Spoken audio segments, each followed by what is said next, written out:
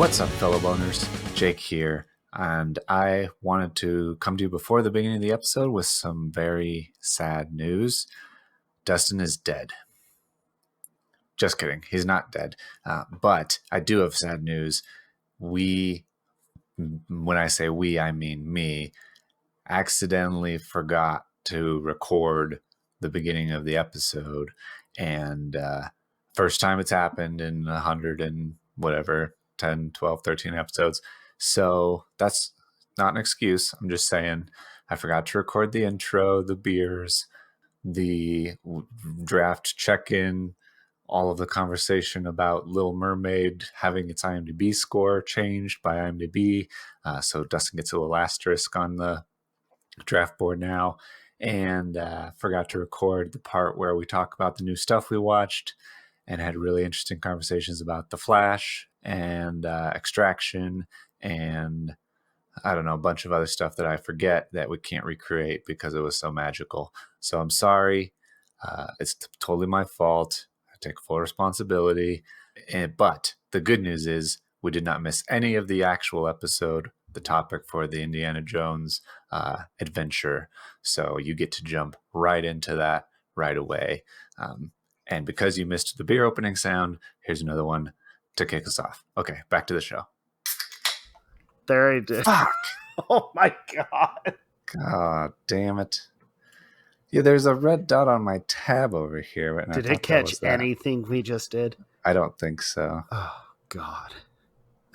I don't know how long it's been like that or if it was always like that. At least we didn't miss any of the actual topic. Well, folks, we had a great discussion. A couple deep discussions, actually, that probably would have warranted, but... Oh, man. Yeah, we had a very interesting conversation about the draft, you doing much better in the draft. We talked all about the movies we just saw. One of those was The Flash, and it led to a very interesting conversation that you'll never hear again. Or maybe, you know what we'll do, since it didn't record any of that, maybe what we'll do is we'll do it as like a separate story thing. Maybe in like a few days or something, we'll record just a little snippet conversation. Yeah. We'll figure something out. It was actually pretty cool. That one, and we talked about some interesting rating things going on over at IMDb. Oh, yeah. So yeah, maybe IMDb's rating is a little wonky. Yeah, maybe what we'll do is we'll do a separate little video and post that at a later time. If you want all of the stuff you normally get before the episode, go to Instagram, go to YouTube, or movieboners.com, and you'll be able to find some of it there. Yeah, so we'll figure something out because I thought that was actually pretty interesting. So I agree. But on to the rest. Okay, so today's episode, expedited for the listeners who didn't hear everything we talked about for the last hour, 30 minutes. We're talking about our founding childhood franchise, I would say. I don't think that's too bold to say. That as children, Indiana Jones too bold. was... It's definitely big one. Yeah, one of the biggest. Indiana Jones and his impact on my life has been huge. Yeah. I was introduced to Indiana Jones through my parents' VHS tapes of Raiders and Last Crusade, because they all came out well before I was born. And your parents conveniently did not have Temple of Doom, huh? That was the forbidden Indiana Jones movie that I did not see until I was much older. I didn't even know it existed. So it's weirdly out of context for me that it doesn't feel like a trilogy. It feels like these two movies and then this other Indiana Jones movie and then this other Indiana Jones movie that I don't like at all. And then another one coming out now. So Jake's timeline is very odd. But that's okay, because the timeline of the Indiana Jones franchise is actually a little weird, but not really. Temple of Doom is actually the prequel. Yeah. It's technically the first installment, and then it takes place a year before Raiders, and then it's last, and then it's your favorite installment.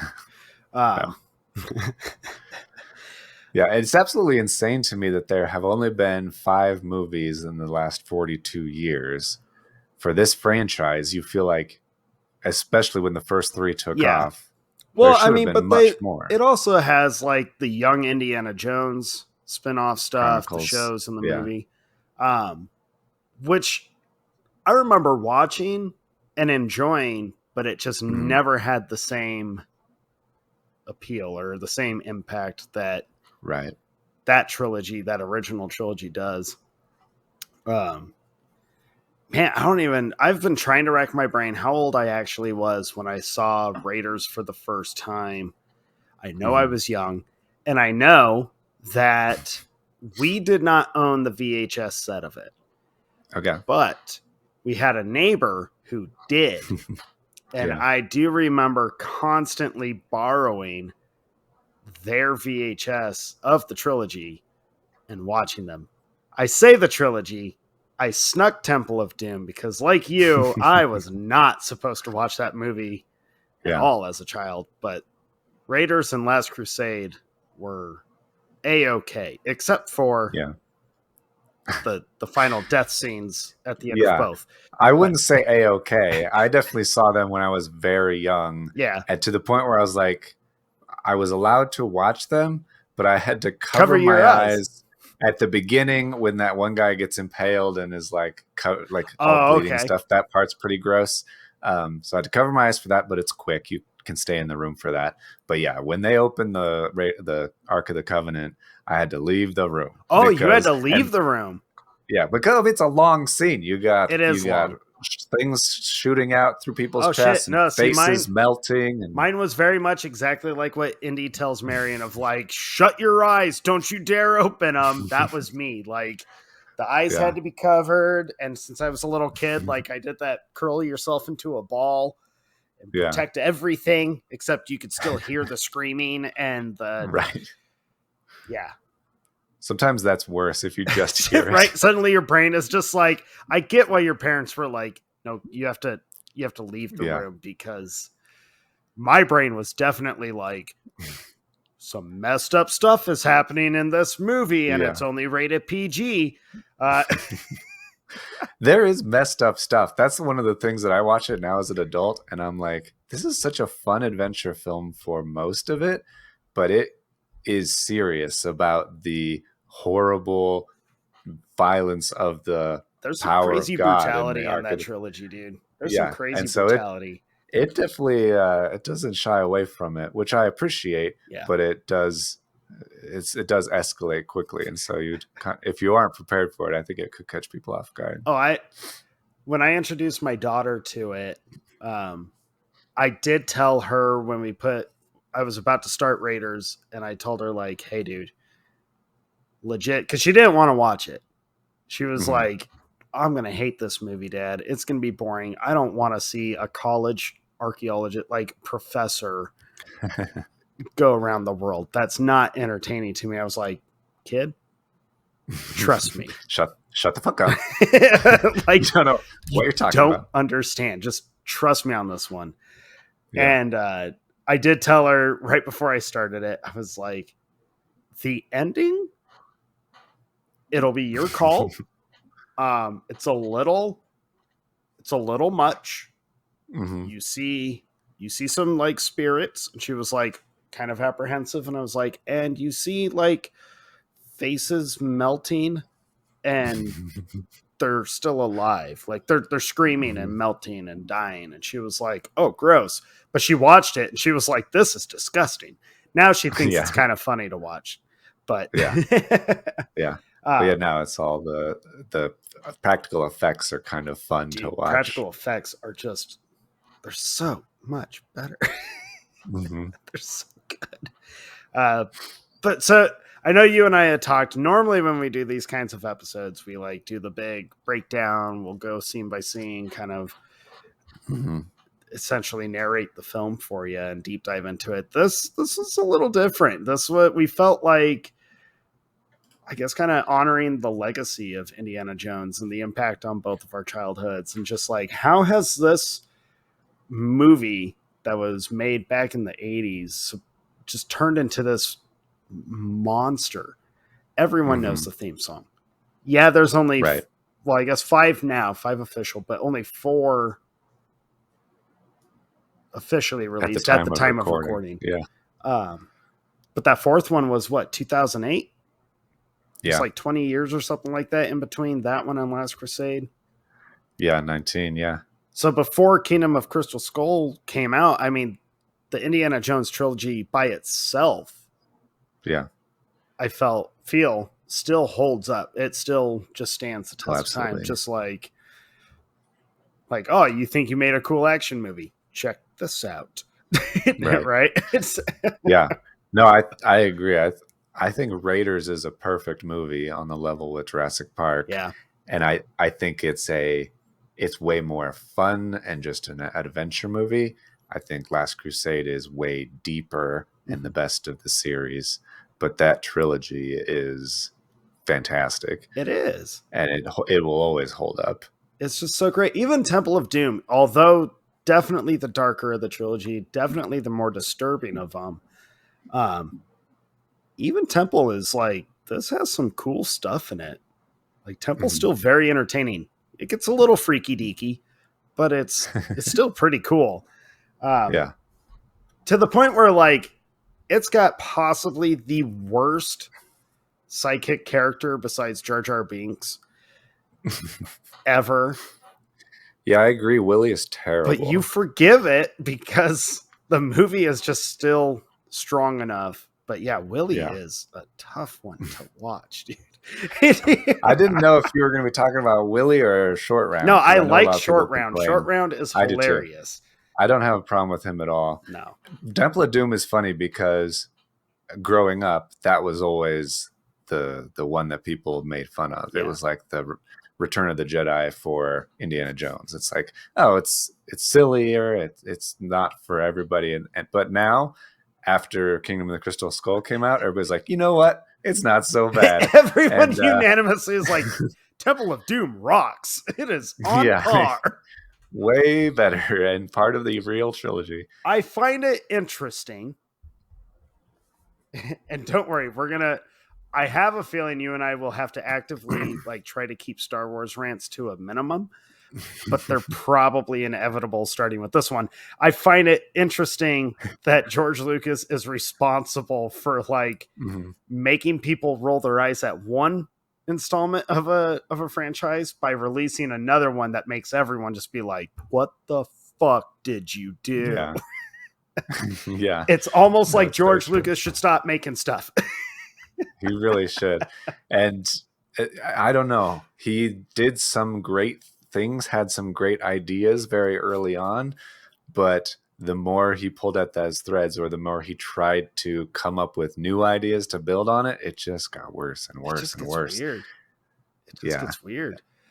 He should really stop. I mean, we say that like he's actively making films right now. He should have stopped 20 years ago. He should have stopped a while ago. Yeah. But we'll save most of the rants for when we talk about Jake's favorite installment of the whole franchise. Yay! Yeah, so just full disclosure, I mentioned before that Kingdom of the Crystal Skull was dead to me. Yes. I had announced it previously publicly on the podcast. You've announced it several times publicly. It was in our bottom 10 episode, which was our top 10 worst movies or most hated movies. It was my number one.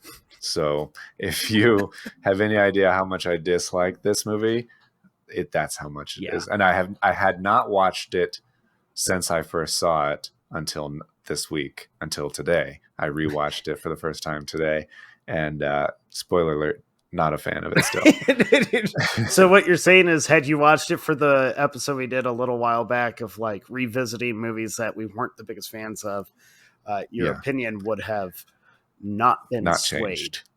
Correct. That is accurate. I'm not shocked to hear this, Jake. I'm not shocked to hear this. But I did watch it, and I have new thoughts as to why I think it is so bad. So we'll get to it.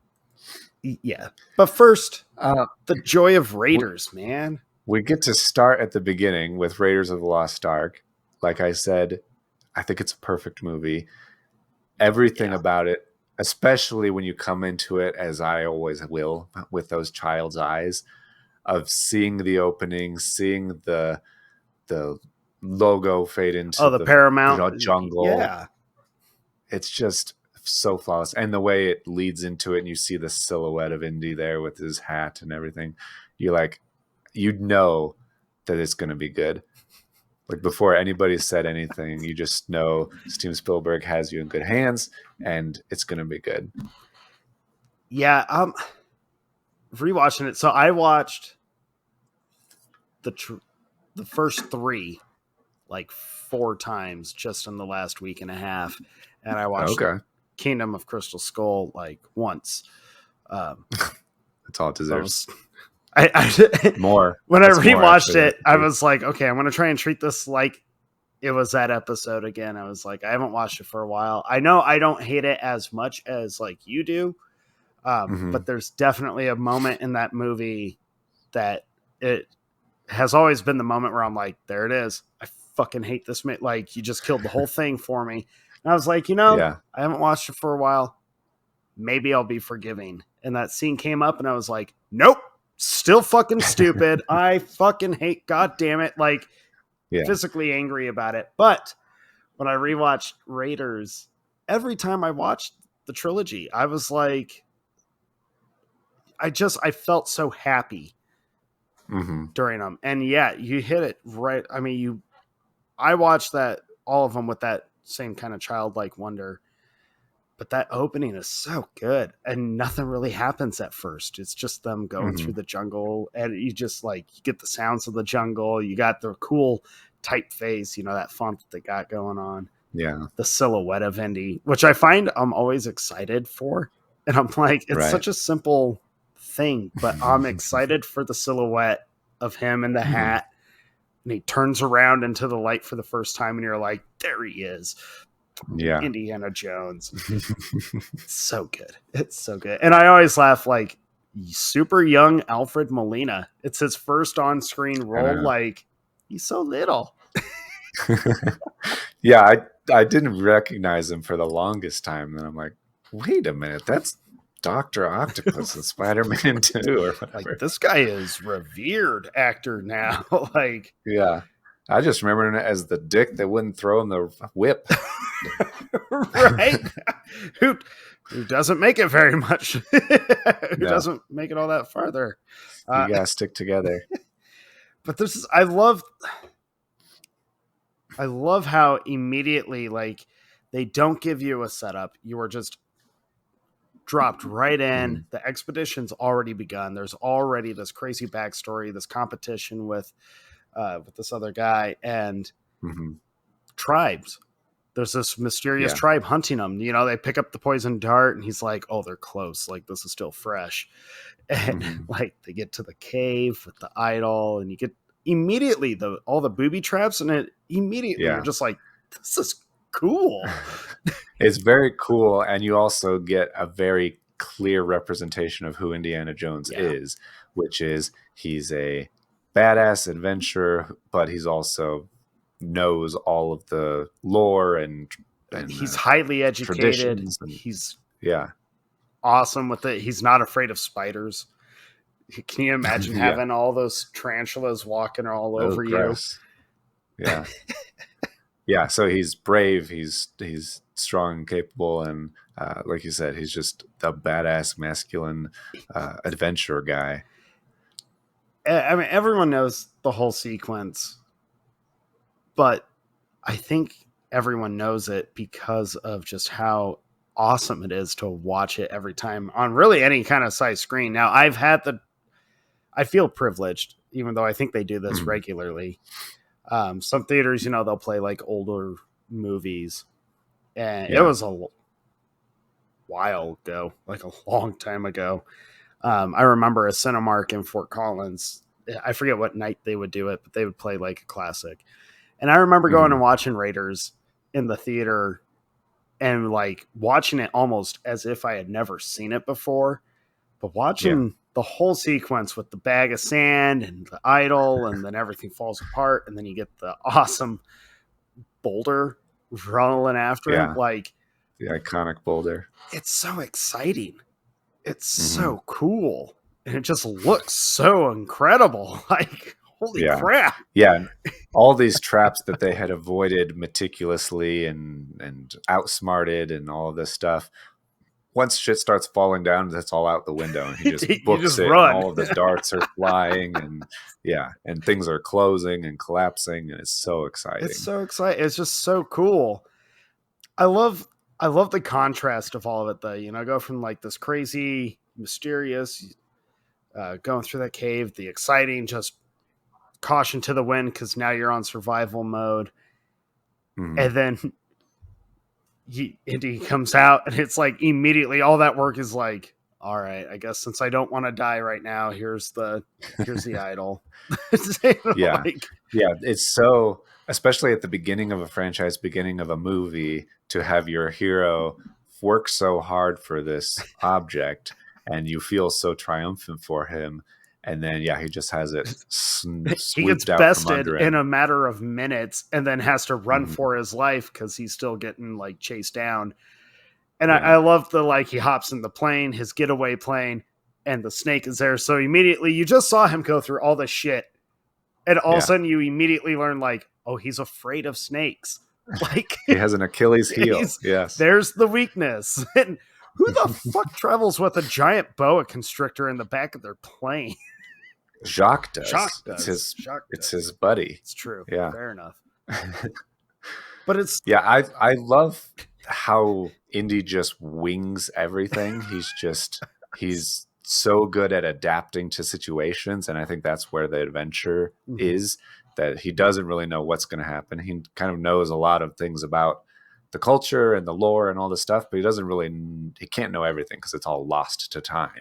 And so he needs to figure it out on his feet, and he does such a good job of that. I love the scene with the sand where he's trying to figure out, how much does that idol weigh? How much sand do I have? I'll take some out, maybe a little less. And he just has to figure it out. He's doing that all the time. He's doing that when he's and I like that, running from natives and all that stuff. I like that with the bag of sand. I like that he's wrong. Yeah. I think that's so cool. And you think he's right for a second. You're like, we're okay. It's fine. It works. And then you see it drop. I appreciate that. I think it's such a cool way to, kick off this franchise. And when they made Raiders, it wasn't even a franchise. It was, here's a fun adventure story that Spielberg was like, well, what if we did it kind of Bond style, but like archaeology instead? Yeah. Because those two things always come to mind at the same time for me. Well, George Lucas wanted it to be like the old 40s and 50s serials at theaters. I don't know if anybody knows what serials are anymore. Probably not. It was basically before television, where they would have short movies, 20-minute movies basically, that would play at the movie theater. And they would change it every week. So you'd have to go again the next week to see the rest of the story, basically. Once television came out, and actually the sound era, they became much more expensive to make in the sound era, so they weren't as profitable. But it was a cool idea to just have a little episodic adventure at the theater, keep people coming back for more. Our theaters nowadays are always trying to figure out how to get people to come back. I will tell you what, I would much rather have those old serials or the fun, wacky, weird shit that like Alamo Drafthouse does before their movies. If you haven't gone to the Alamo, if anything, go for how they handle everything before the movie. It is so much better than that Nuvi bullshit that every theater does, where they just regurgitate the same clip over and over, and you're like, we're done. You've been saying, get your phone out and play this game on they stopped the phone thing. Now it's just, that's good. It's this Maria Menounos or whatever. She's fine, but I always feel bad for her that she got stuck doing these shitty trivias that, it's a bunch of dumb bullshit. Nobody cares about. No one segments. Cares. I'm like, go back to show the audience the trivia. Those were fun. I remember going to the movies with friends, and the trivia would come up, and everyone would be like, ooh, it's this one. I think it's this one. Granted, you could only do it the one time because they just repeated it every. Yeah. But they were fun. But I would much rather see 10-minute short videos. I think that'd be way cooler, way more interesting. Way more interesting. Oh, for sure. Yeah, and so trying to adapt that into a full-length feature of just an adventure story, and I think that it did a great job. I don't know any famous serials to know like what it would compare to, but I know Indiana Jones, and I know it's fucking great. So. It was interesting kind of learning all the stuff that they like changed their minds on or took out of the movie, but left other things that still referenced the stuff that was cut. Like Indiana Jones really should have been rated R for a few reasons. And originally it was rated R for the violence. Ironically, you and I have talked about the rating system before. Yeah, we have a whole episode. We have a whole episode about it. Go check it out. It's pretty cool. But Indiana Jones is funny, is another funny example, I should say, of the confusing way the MPAA has always rated stuff. So they freaked out over the head exploding at the end, and that's what gave Indy the R rating. That and like he was supposed to be a womanizer, much like Bond, and they took that out. I guess they were supposed to allude to him sleeping with a bunch of his students, hence the student in the front row with the love you. They took that out. But the violence is what got it. The exploding head is what got the MPAA to be like, oh, how dare you? So they fixed it by adding flames over it. So on top of a burning head or an exploding head, they're like, let's set it on fire, and that'll make it not seem as bad. And the MPAA was like, more violence. We'll drop your rating to a PG. Yeah, it's more violent, but visually obscured slightly. Right. That's good. It makes no sense. But yeah, Indy was supposed to be kind of a womanizer, and I'm glad they took that out because I think it would have been detrimental to the series and to that, like the impact that the franchise has actually had. Yeah, I like more of what it is, which is the potential for romance, and it is kind of romantic. I mean, you're traveling the world, you're on adventures, you're in these exotic places. It's kind of best in like a romantic setting as opposed to it's not like a James Bond thing where he's actually trying to seduce people for information. He's a spy. It's his job kind of thing. The archaeologist doesn't get a lot out of seducing women. But I like that they focus on him being a professor. I like that a lot where you see him talk. I like all those little, like when you see him dressed up in a suit and with the glasses. Tweed with the perfectly combed hair. He looks professional. He's not gruff. Like he's clean. It's like when Superman is wearing a suit. You're like, there's a badass under there that nobody knows about, and that's the cool part.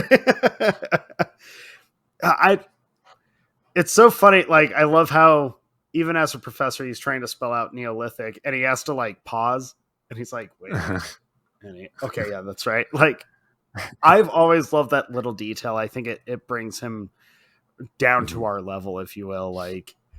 Yeah. The super intelligent guy. We've seen him get bested already. We've seen him be wrong about like his cleverness. And now we get to see him question how he's like, he's teaching this subject. And even he at that moment is like, shit. Yeah. How do I spell this? Yeah. He seems to be an adventurer first. Like that's his love. Yeah. That's where his heart is. And then he's kind of an archaeologist second, where that's his background or that's what his dad wanted. But that's not exactly like, he's not like a stuffy in the classroom kind of guy. Right.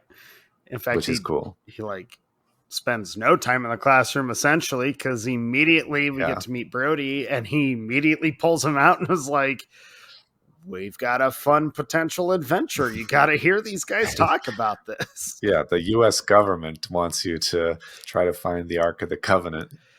Which I was trying to I was doing all this, note taking, kind of learning as many tidbits about it.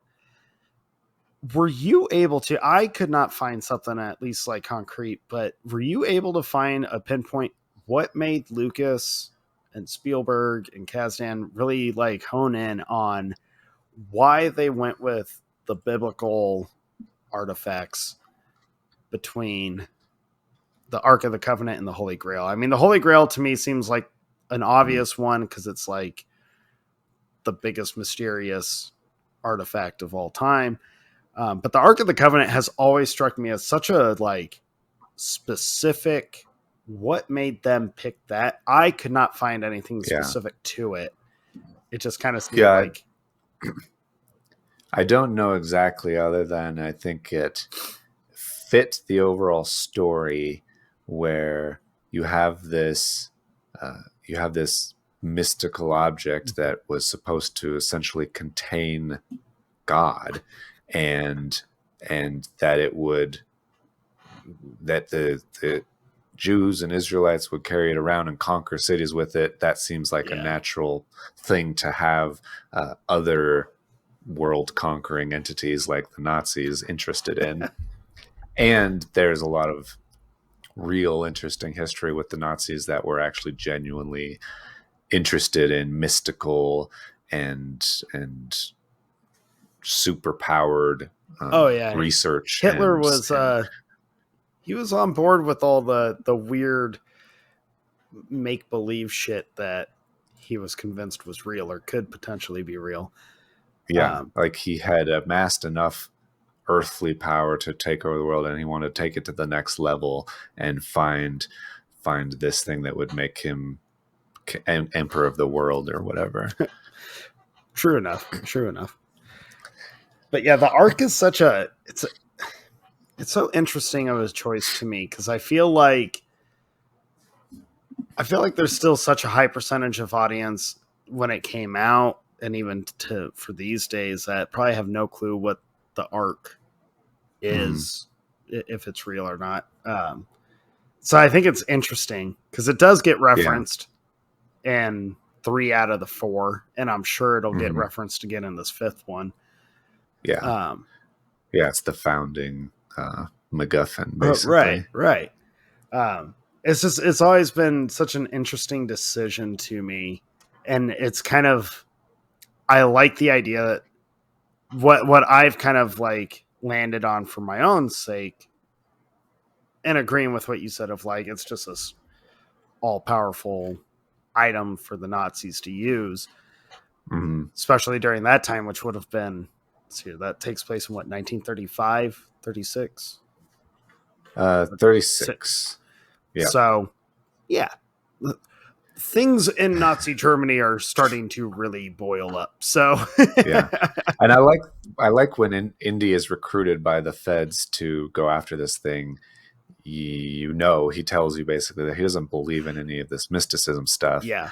But he is very interested in just the archaeological, historical significance. And I think that's objects. A cool thing for them to have gone with, is like he puts, the science and all this stuff first, but he's also very open to, there's some weird shit that I can't really explain what's going on, and it makes me not know what I actually believe or don't believe.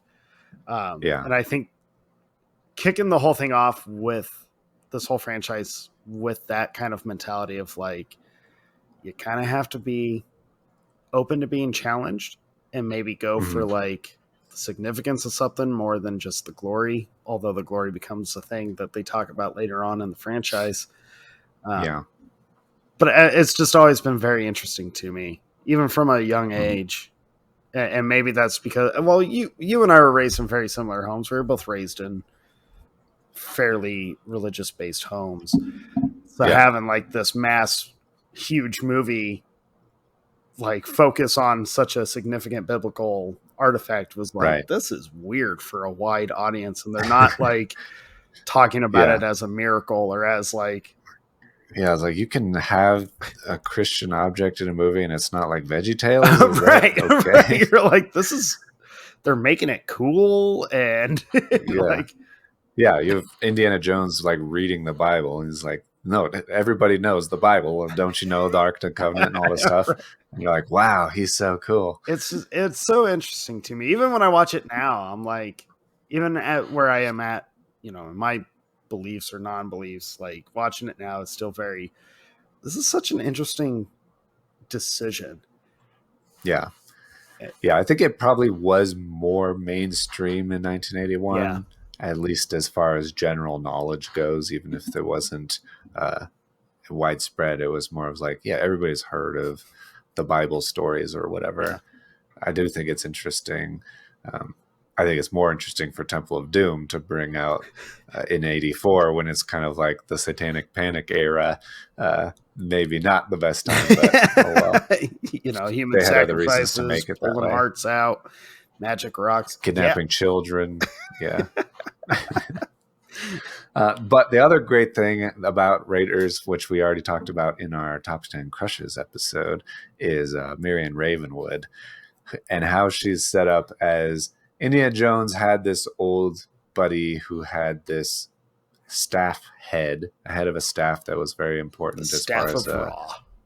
Yeah, the staff of Ra had this piece at the top of it that they need in order to be able to find the Ark of the Covenant, and have never really had a reason to try. And so he needs to find his old buddy, Professor Ravenwood, who had basically sounds like he'd been like a father figure, a mentor to him. And then he also had kind of fallen in love with his daughter, who was much younger, and broke her heart a little bit.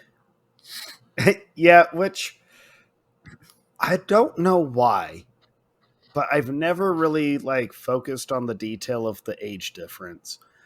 Yeah. Until even though she says, she's like, I was a child. Right. And you're like, wait. How much of a child are we talking here? I was looking it up and I was like, oh my God, there's like a 10-year difference. And I guess from what Lucas and Spielberg and Lawrence Kasdan had all kind of summed up was like, it wasn't an actual romance, but she was like 15, he was 25, and she kind of fell for him. And I guess their idea was that he kind of placated it, but they were like, but no lines would have been crossed and he wouldn't have done that. And then he bailed, and that's what broke her heart. And I was like, that's more of young girl infatuation.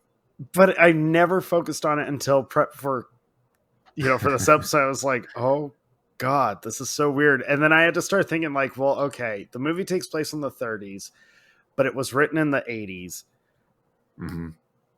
And things were a little weirder in the 80s. Like, I think that's one of those things where it just wasn't thought of. Like, there's always been the huge age gaps in couples, and no one's ever really batted an eye until late 80s into the 90s, or really given it. Well, the world was so different in 1936 too. If you think of the context of the characters, 16-year-old boys were lying about their age so they could go to war. Right. I think that 15-year-old girls probably were more mature as well. Yeah. Oh well. But I think it's handled well enough that you don't have to dwell on it. You get the idea, or we have always had the idea just by watching it, that they have some history that was tumultuous and they didn't really click. But there's also still sparks there, and they're older, and she even though she's younger than him, it doesn't matter that much. Her opening, or her introduction, is still one of like the funniest scenes. The drinking game that they're doing. I shake my head every time I watch it, because I used to partake heavily. And seeing the amount of empty shot glasses between her and the dude, I'm always like, I don't want to say that I've done that many, but I do want to say I've been in that guy's position where you finish a drink and that's it. Like, you are lights out after that. Mm-hmm. But it makes me laugh every time because she gets right up, she collects her money, and she's like on point. And I'm thinking, she's a shark at drinking. I know. I'm like, even the most experienced drinkers, after that many shots, that you would still be a little like, oh. I still wonder, I'm like, is she like throwing it next to her or something? Like, how is she able to hide all of these drinks? Because there's no way she's drinking. She's a small woman. Like, I don't understand. Yeah. It's wild. But it sets her up well as someone who's able to take care of herself. She runs this bar in the middle of wherever, and she's able to take care of herself. She's able to adapt to like kind of shitty situations, if you will. Like you kind of get that sense of her. I do love when Indy walks in and you see his shadow cast like this great figure on her wall, and she instantly is like, Indiana Jones. Just so mad immediately. Like, this son of a bitch. Yeah. Right. Yeah, I love that too. I mostly love when the Nazis show up and Tote, played by Ronald Lacey, who is the scariest son of a bitch you've ever seen. Especially as a kid. He's all sweaty. Such a snake. Yes, exactly. That's exactly what I feel when I see him, is that he's so, maybe it's the German accent a little bit too. I think it's everything. I think it's the higher pitched voice. I think, the sweat, just the way he carries himself. You just feel gross when he's on screen. And it made me feel challenged. And I'm going to challenge you with it too. Because after watching Raiders a handful of times, he doesn't do a lot, but he's just so gross on screen. He's effective. He's very effective. And I found myself like, how did Jake and I both not only include this guy in our favorite villains of all time, but neither of us even mentioned him as an honorable mention. Yeah, that's true. And I was like, if anything, he warrants the honorable mention. He doesn't do a lot, but he's effective.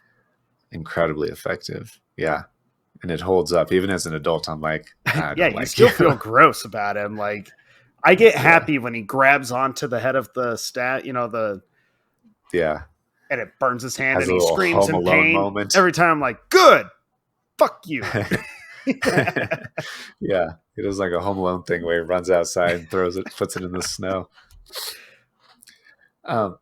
You've already mentioned Marcus, who I love as a side character of Indy's. But I also love Sallah as his friend in the Middle East. And it feels weird when they're not in it. That's part of the reason why Temple of Doom is a little weird for me, because neither of them are in it. And it's just Indy on his own. And so when he goes and meets Sallah and meets his family and of course takes Marion with him because she's his goddamn partner, it's a very fun time as they're trying to just figure out where the dig is that Belloq is doing, and that Belloq's even involved. He was the original guy that stole the idol from Indy, and now he's trying to steal the Ark of the Covenant as well. And not just for himself, he's doing it because he's been hired by the Nazis. Like, not only are the Nazis the world's enemy, but like now they're personally Indiana Jones's enemy as well. Yeah, it's a race against time to find this thing that nobody's ever found before. I love Sallah. I'm with you. I think Sallah is just, when he comes on screen, I get happy. There's just something about the way that actor carries the character, his excitement when he sees Indy.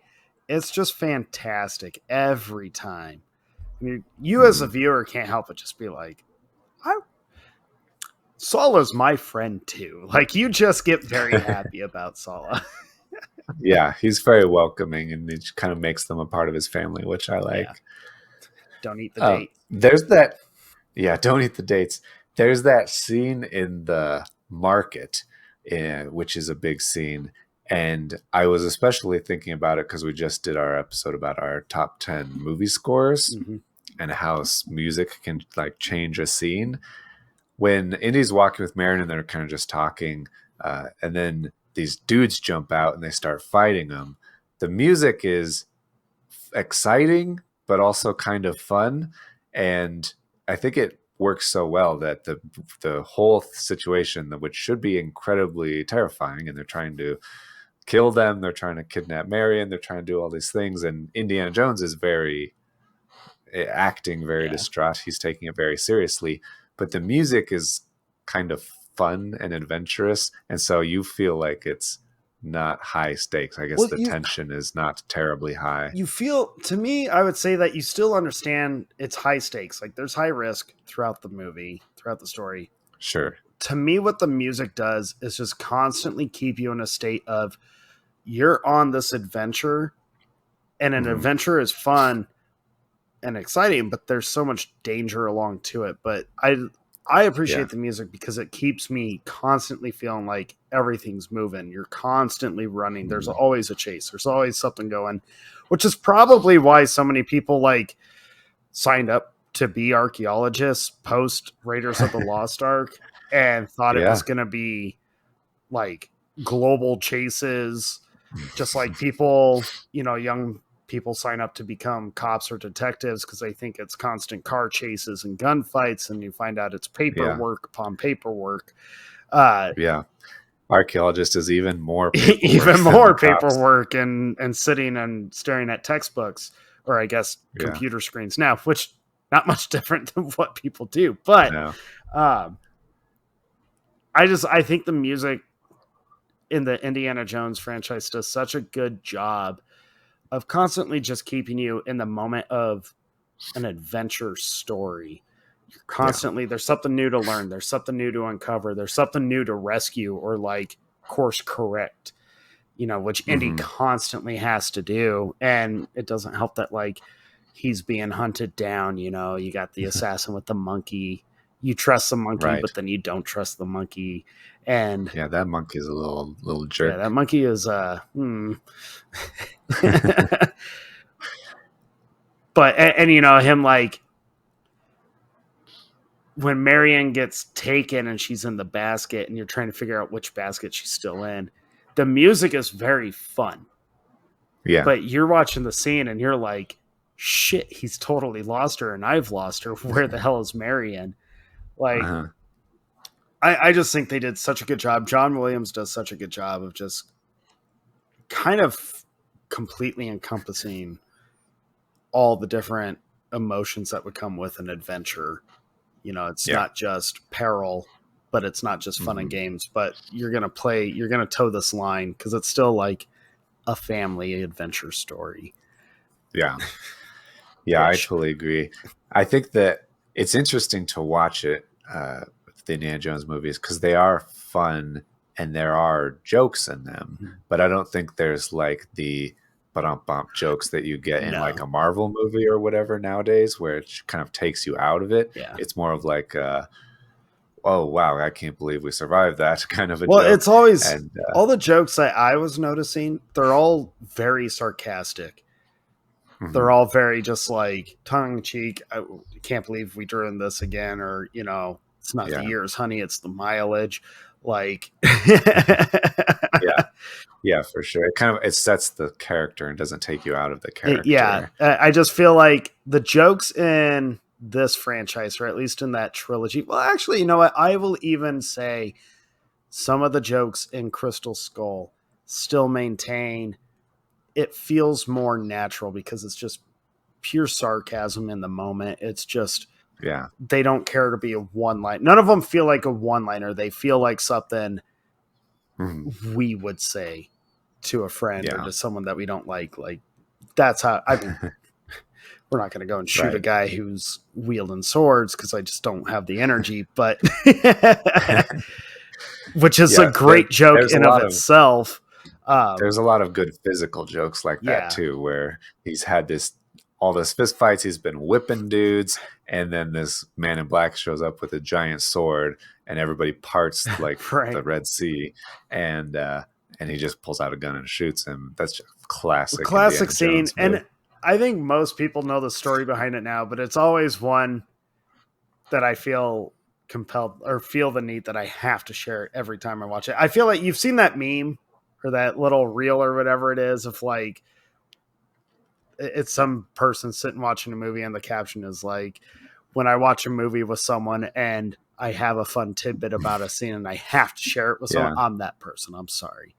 I'm good at containing until like moments like this, but I love that one of the biggest scenes ever, one of the most just loved scenes ever, is all thanks to Harrison Ford having like the worst food poisoning of his life and was too sick to film a fight scene. So he pulled the pistol out just to end the shoot. And they were like, brilliant. That's what we're going to do. Like, that was not scripted. That was nice. That's incredible because it does go down as probably the top moment or top 10 moments, 3 moments in the movie. In that one especially. Yeah, it's just, and it's so fun. You feel like every time I watch it from a little kid to now, I feel like, man, what a boss move. What a like that's the move. Yeah. And you don't have to play by their rules. You can, you do whatever you want, like, I guess. Life is easier. Okay. And you move on. And that, not to jump ahead to Crystal Skull, but there's a scene that is the opposite of this scene where they're in the jungle and they're on the cars and they're sword fighting between the cars. And all I can think of is, why bother? Like, why are you doing this? And why are you sword fighting between the cars? You don't have to do this. And this is a perfect example, is that that's really not what you should do. You should just pull out a gun or move on. Yeah, like you can choose a different thing to do. We're going to get to Crystal Skull in a little while. I don't know if you can see the flashes. I got my blinds kind of open, but I have some crazy lightning going on right now. It's fun. Good. I love that. Sorry. No, it's all good. No, Raiders, like this, the first 3 are, I mean, you just nailed it, where it has so many moments where they're perfectly set up. The adaptation to the situation is... Did you hear that? I heard that. Did you hear that? I did. So that was thunder in Texas. It's fun. Oh, I got a notification. Yeah, severe thunderstorm. Fun. I'm not leaving, so we're okay. Cool. But yeah, like those first 3 movies, that first trilogy, really, every situation that is presented to Indy, he's got to think on his feet and he has to adapt and find what's the quickest way to get out of this situation. Like, the opening of Raiders is the best example, in my opinion, maybe on par with the gunfight, if you will, where he shoots the guy with the swords, of just like caution gets thrown, like just find your way out and go. Whereas Crystal Skull, like you said, they drag on situations that you're like, why? Well, for the last third of the movie, they drag on, but we'll get there. Yeah. But Raiders is just, dude, when they get to like the dig and he's trying to find the actual site, Marion's like presumed dead, but were you ever convinced Marion died? Yeah, I remember even as a kid being like, she's not dead. There's no way they're going to kill Marion. For sure. I mean, it's satisfying to see Indy upset about it. Yeah. But you're, of course, not terribly surprised when she shows up with in the dig site with Belloc and all of that. Oh, I just lost power. Yeah, she's too great see that? to not have in the rest of the movie. That was fun. Did it go out all at once from like a big lightning thing? Oh, everything just shut down. Everything. That's exciting. The lightning's still going on. Like, it's still pretty vibrant. There's a chance it's going to knock everything out again. We're talking about Marion is not dead. She's still alive. Oh, and we're at the dig. The whole dig site area. It has one of my favorite shots in this franchise, which we already talked about at the start of Raiders with like his silhouette and stuff. I love the shot of him on top after he figures out the actual spot to do the exactly dig. what you're talking about. The shot of him on like the dirt sunset. In the sunset. It's so fucking when cool. he takes off all of his like disguise and puts the hat back on. Yeah, it's just, it looks so cool. And I was like, it had me thinking, And you and I have talked about this kind of thing before with a handful of movies, honestly. I think we even brought up Indy, of just like there's these characters or these movies when we watched them as kids where we were like, that's the guy I want to be. That's the kind of man I want to be, or whatever. Whether it's like an actual like superhero because you're a kid and you think you're going to fly or whatnot. But, you know, like I've talked about Mission Impossible did this with me too. Ethan Hunt, where it was like, I want to be like that kind of a dude. That's the kind of dude I want to like aspire to be like. I think Indiana Jones might be the one that actually started that kind of like, this is how I should conduct myself, or this is the kind of impact I should be able to have on other people, where they just see me and they're like, that's the kind of person I need to be around. Not to get on a personal soapbox, but like I'm not going to say that's like a toxic masculinity trait or whatever, but this was like rewatching it. I just started thinking, man, Indiana Jones, I think, has had a deeper impact than I may have ever given him credit for. And I think it's such a good, clear hero character who has his character and principles kind of on the surface on his sleeve.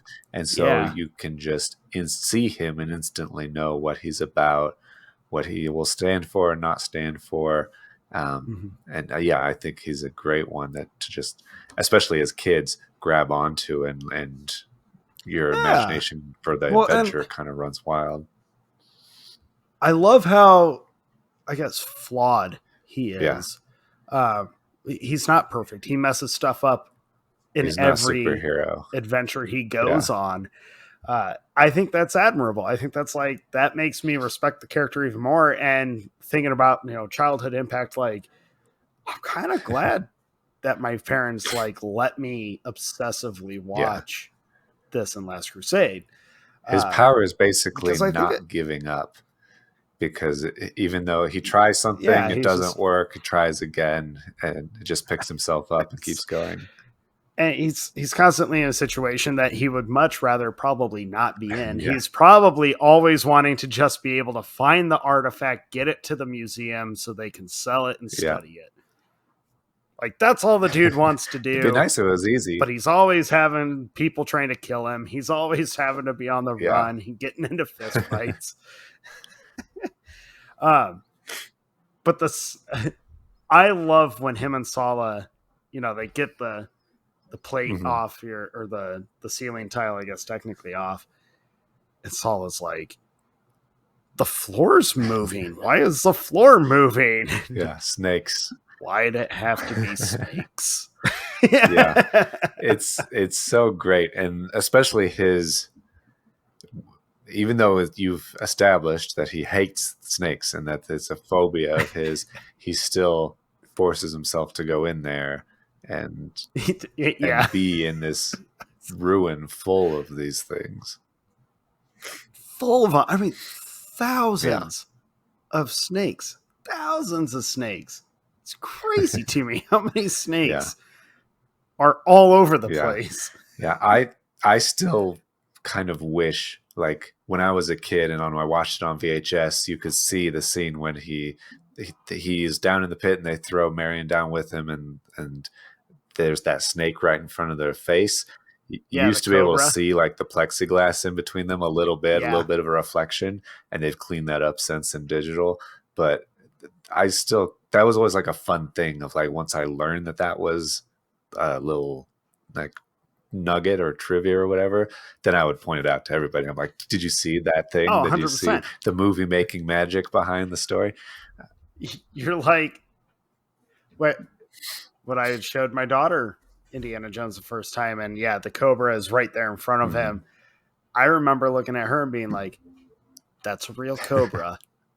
All that was between him and the cobra was like this little piece of glass. That was all that was right there. She was like, are you serious, Dad? Like, now you have to tell kids, no, it's a real animal. It's not a CGI animal.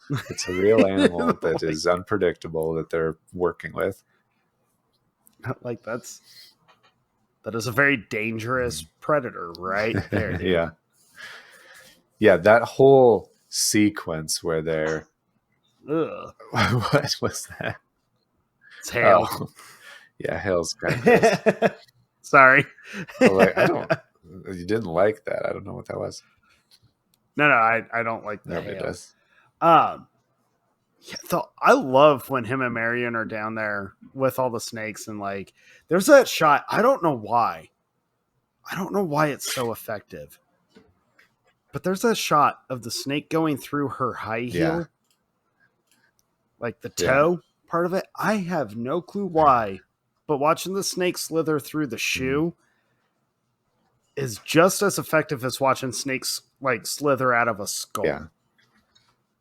I don't know why, but it's just like, oh, that's like, I'm not afraid of snakes, but I feel if I fell into a pit that has 2,000 plus, I'd probably be a little affected by it. I probably wouldn't want to go down there. Yeah, I would. If I didn't already not like them, I would start right then not liking them. Right, like that would be the beginning of a phobia. Yeah, that's how you define that. Would not end well for me. I would not be able to like think on my feet of how do I knock this statue into that wall so that we can get out of this room. Yeah, their escape once they get out of there leads to probably my favorite fist fight in the whole series, where he's on the tarmac with the airplane, and they're trying to figure out, like, get on the plane and get the pilot out of there. And when that Nazi dude comes out with a bald head and a mustache and just big ol' arms, it takes off his shirt and he's like, I'm ready to rumble. I don't know who you are. I don't know why you're here, but I'm going to knock you out. Yeah, the fight on the tarmac, it's so cool. It's so fun. In terms of fist fights in the whole thing, I think I agree with you. It's one of those where every part of it is exciting. Yeah. You know, the plane is like going around in circles. They're all fighting. He's on top of it. It starts with him fighting a little guy who he just like is a normal fist fight, and he's tired out from that. And then the giant dude comes out. It's so fun to watch. And then you get like, I love the added. I think this is one of the fun, just another awesome thing about this series is the constant layering of like, oh, it was shitty before, here's another one. Oh, it was shitty before, here's another one. Oh, we got one more thing to add on top of that. You know, you get the gas leak, you get Marion firing, you know, or still going in circles. The fire starts. He's still fist fighting. They're trying to figure out how to get her out of the plane. Yeah, she's going to burn to death inside of this plane. And Indy can't stop this fight. Instead, you get Indy kind of like distracting the big burly dude and letting the propeller take him, which as a kid, that is like, oh God, they kill people with airplanes in movies? Yeah. Like, this is a thing? Yeah, I'd never seen anything like that. It definitely stays with you, but it does. It's also like, you're kind of like, that was awesome. Which brings me to another thing with this trilogy. Each installment has like one or two kill scenes that you were just like, that was awesome. Yeah, I think it depends a lot on like, how it's done. Like, it doesn't show. You cringe, but at the same time, you're excited. Oh, for sure. If like I was watching it this time and trying to think about it more of what they don't show, which is this guy, and I imagine his whole face has been shaved off by the propeller and gone. Is down to the bone, and it just looks horrible. And that's definitely way worse than what they show, which is just some blood splatter on the airplane, and you're like, yay, it's over. You won. Right. The older I've gotten, the more my brain adds to the damage that probably happens to that dude. I'm with you. I always imagine like half his head is gone.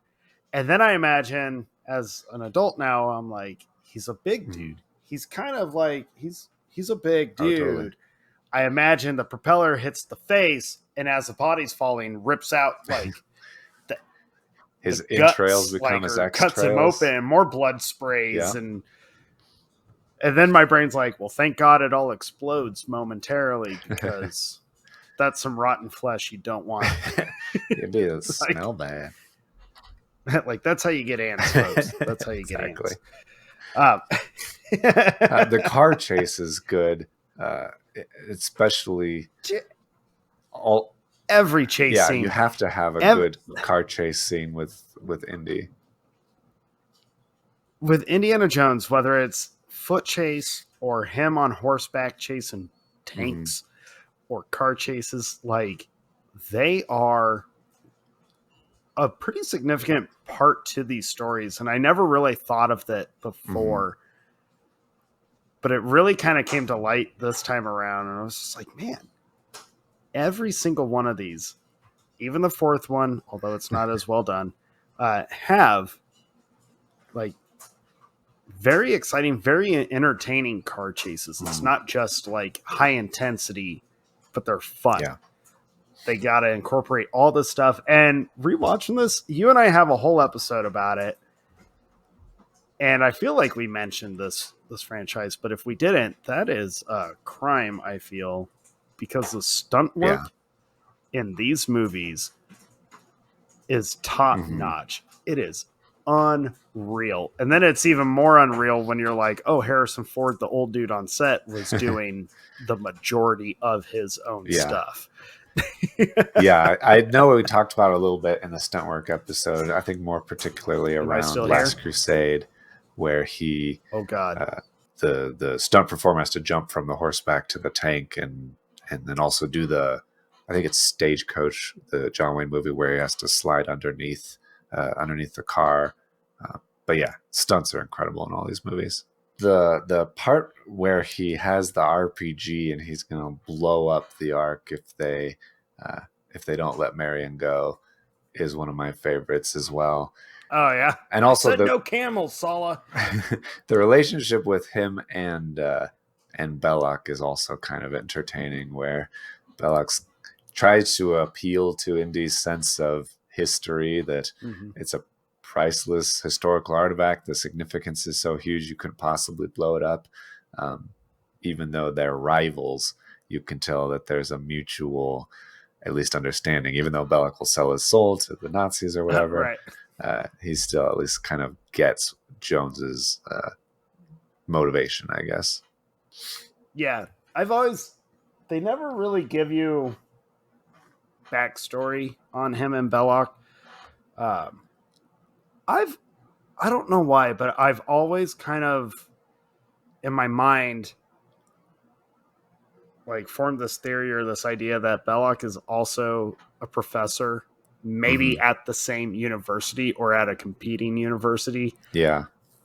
Not just like a out in the field kind of archaeologist or adventurer, but like, right. I don't know why. I've always felt like, oh, he's another professor, but he has no moral value. He's all about only the glory. Yeah. And professional rivalry. Yeah. I don't know why. I've always thought that, but I think it's some appropriate. Reason I'm just like, that's what I've always kind of clung to. Yeah. Yeah, that whole, like, Indy obviously can't blow up the Ark, and he's not going to, kill Marion. He can't do it. Right. Like, shit. Right. It's just another thing I respected that character. Just like, yeah, your bluff was called, and at least he's like, I'll own it. But the whole chase scene during that, though, like before, or like the whole, oh no, I just mixed up Last Crusade. Sorry, ignore that. That's later. Yeah, there's no tank involved here. No, my brain jumped. Deserts is similar. My brain jumped. It is. I blame the beer. When they're at the, like, site, where they're going to do the ritual, yeah. I remember as a kid thinking that the movie, it feels different at that point, because all of a sudden it's like ritualistic, right? Yeah, and you haven't had Belloq's wearing like an outfit, like he's he's changed. He's in like some weird. As a kid, you're looking at it like, this doesn't make sense, but as an adult, you can kind of watch it and be like, oh, this is some kind of like, this is part of the ritual. Like his garments are a part of what he's doing. Yeah. Opening the arc. I mean, I really enjoy, well, I like them opening it and there being nothing but sand in there. Yeah. That's satisfying. And then when it starts to like fizzle and then the spirits come out and it's incredible, but you're like, they might be friendly. They seem kind of friendly. They're just kind of flying around and everyone's like, wow, it's so beautiful. Yeah, right. And then there's a moment where it turns, dude, and it becomes terrifying. And the turn is still so well done. It's one of those scenes where I get excited because as a like fan of ghost stories and horror genre, you know, this scene is like, oh God. Even Indiana Jones. This is a horror scene in the middle of an adventure Steven Spielberg movie. This just took a crazy turn. And I remember as a kid just being like, kind of when I first actually saw that scene, you know, when I no longer had to cover my eyes, or knowing me, I probably like did this maneuver. You know? Totally. But it scared, as a kid, it scared the shit out of me. Yeah. Because it is pretty. It's very like, what is going on? Like, and in the back of your head, you're thinking, oh, it's like godly. So you expect it to be like angels and nice, beautiful, and you know, angels, and just and of course, then if like you really think about it, it shouldn't be shocking that it takes such a horrible turn, because like this is that's an Old Testament God. That's like wrathful God. That is he's very angry at everything, God. Right. But yeah, that shot of the spirit where it comes up to the Nazi and it's like, oh, it's pretty, and the rotting of it is just like, buddy. Yeah, it's enough to make you poop your pants. And I think they kind of aim to make sure they like really freak people out, because suddenly people are being like impaled by spirits and killed, and then you get the faces melting, and then you get the head exploding. Yeah, and with the fire overlay. Definitely lots of fire overlaid. You got to add the violence to tone down the violence, okay? Yeah. Yeah. Everybody knows it's better when you're on fire. It's true. It's true. Let's add more pain and suffering to the scene. Yeah.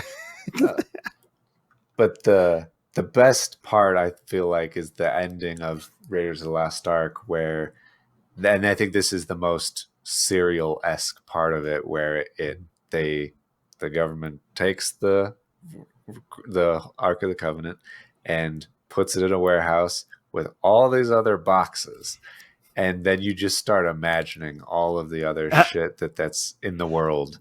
To this day, when they do the shot, that big wide shot, you know, he zooms out, you get the warehouse. To this day, I'm like, what is in these boxes? I need to know what secrets are hiding in these crates. And I'm like, 1936. Okay, so obviously it's stuff that the U.S. has collected before 36. So what crazy shit has been going down? Yeah. And then in a post-Crystal Skull world, I find myself thinking, why the fuck did we not pick one of these crates right to be the subject matter of the fourth movie? That does seem to be, so as I was reading, I was kind of what George Lucas and Steven Spielberg's motivation was, and it seems like they did have a really hard time coming up with like concepts for future movies, and that's part of the reason there's not a ton of them. Like they did 10 Fast and Furious movies in 22 years or whatever, but it took 40 something years to make 5 of these, and Yeah, and the best they could come up with. I think they wanted to make another sequel since the early 90s, and they didn't get around to coming up with Crystal Skull until 2008. It's so weird that they ended up with that movie and that concept and all that stuff. There's so many other options, I think. I feel like we keep coming back to Crystal Skull. You brought it up. You brought it up. You've brought it up. I've brought it up. I feel like we're both just kind of like mentally prepping for the shit show that movie is. But I feel like George Lucas doubled down on his obsession with science fiction. Yeah. For Indiana Jones. And I think that's a big killer to Crystal Skull. To get on that later. Okay. But before we do that, Temple of Doom. Yeah. I love the title logo where it's Indiana Jones. It's the only one that does that. I know. I think it's cool. I do really like that. I don't like a ton about Temple of Doom. I think that it's okay. And I think it's mostly okay because I know how bad it can be. I like Indy for the most part. I dislike Willie completely because the reason I dislike her so much is because she's not in it. Like, she's not there for it. She's so resistant to the adventure. She's talking about how she broke a nail, all this stuff. It's so frustrating compared to Marion, compared to Ilsa, compared to these women who are down for the adventure and there to do it with him. It just doesn't work for me. Yeah, I enjoy Temple. I actually don't hate anything other than Willie in it. I can't stand Willie. She drives me nuts every time I watch it. Every time. And I agree with you. The fact that she's so resistant to the adventure itself does drive me crazy. I think. And there's no moment where it turns like there where she's like, you know what? I get it. Or I'm here to help or whatever. Yeah. It's the whole time. She's just irritating the whole movie. It makes me really wonder, like, why did. Well, I don't wonder, but I used to wonder of like, why did they make the leading lady such a pain in the ass and so unlikable compared to Marion, who is a pain in the ass, but in like a good way because she's constantly keeping Indy motivated. Like, she's challenging in a it's an endearing way that you feel like he kind of needs it in a way. Yeah. Whereas Willie is challenging in a like, you're slowing us down. Should we let these guys sacrifice her? Like, can we? Okay, yeah, exactly. Probably should have left her in the plane when it crashed into the mountainside. I don't know. Yeah, it's possible. And I will say, I have never been a fan of the opening to Temple of Doom. I like the gunfight. Yeah. I like the car chase with Short Round. I think Short Round hitting the bicyclist is one of the funniest gags that they do in the movie. Yeah. But I don't like, and I never really liked, the opening music and dance number. No. I've always felt that it's not Indiana Jones. Right. It's just it's the exact opposite of Raiders, where it's in the jungle, it's exciting, it's mysterious. Yeah. This is just like, I guess, glitz and glamour in Japan. Like, as soon as the fighting starts, it's like, okay, this feels Indiana Jones. Yeah, he's wearing like the suit and all that. This is a lot more like James Bond, where he's in a tuxedo and he's trying to get the antidote, and she's trying to get the diamond. He's trying to get the antidote. Like, there's some fun physical gags, but Temple takes weird turns because, like, they get on the plane, you get the random Dan Aykroyd cameo, which is fun, but never makes sense. No. But Temple, it's like a 1941 connection, which is another Spielberg movie. It's just, I was always confused. Temple. I was always confused when he's in the restaurant and he has that friend that helps him who gets shot, and that guy's like, "Oh, Indy, we've been on so many adventures together," and I was like, I thought that Short Round was that guy's kid for the longest time, and that's why Short Round goes with Indiana Jones, because he needs to take care of him. Yeah. And then I'm like, no, that's not true at all. He's just some other Chinese guy, not related at all. Someone, I've always chalked him up as just he's someone from Indy's past who has happened to help him out. Mm-hmm. We've never met him, and then he dies 2 minutes after you meet him. Yeah. I have always thought there's a lot of impractical moments that you forgive, or you just like, you accept, you just buy into it. Yeah. You're just like, you suspend your belief and you just enjoy it for what it is. Mm-hmm. I've always tried to figure out, like, how do you balance a tray on top of that style of pistol? Yeah. Because you can't. No. No, it's true. But Temple's weird because it goes from like kind of an assassination attempt on Indy's life with the pilots bailing out of the plane and it crashing. Mm-hmm. And then suddenly they're in India and tasked with finding the magical stones. It's always felt weird. I do like that idea. I don't like how it gets there. Yeah. But I like the idea of Indiana Jones kind of just coming upon some group that needs help, and he has a skill set that's actually able to help them. Yeah. I think that's interesting. Or he comes across this tribe that has this problem, and they're like, oh, our crops won't grow, our kids are getting stolen, and he knows what the stones are. He knows kind of what the temple is, and he thought nobody was there anymore. And so that kind of setup, I kind of like. I could have done with more of that, but it's whatever. But instead you got you're telling me that you're not a big fan of them using the life raft out of an airplane to survive the fall. No, and I don't like that almost as much as I don't like the refrigerator nuclear blasts thing. We're not getting to the fourth one yet. I'm just saying. But see, you did it too. Although I find the fridge more forgivable than the car into the tree. But we're going to get to it. We're going to get to it. There's a lot in that one. Yeah, it's always felt, the beginning of Temple has always felt very off. Mm-hmm. And the movie as a whole, you can just tell feels off. And it makes sense because when you go back and you read, like, you'll learn about it.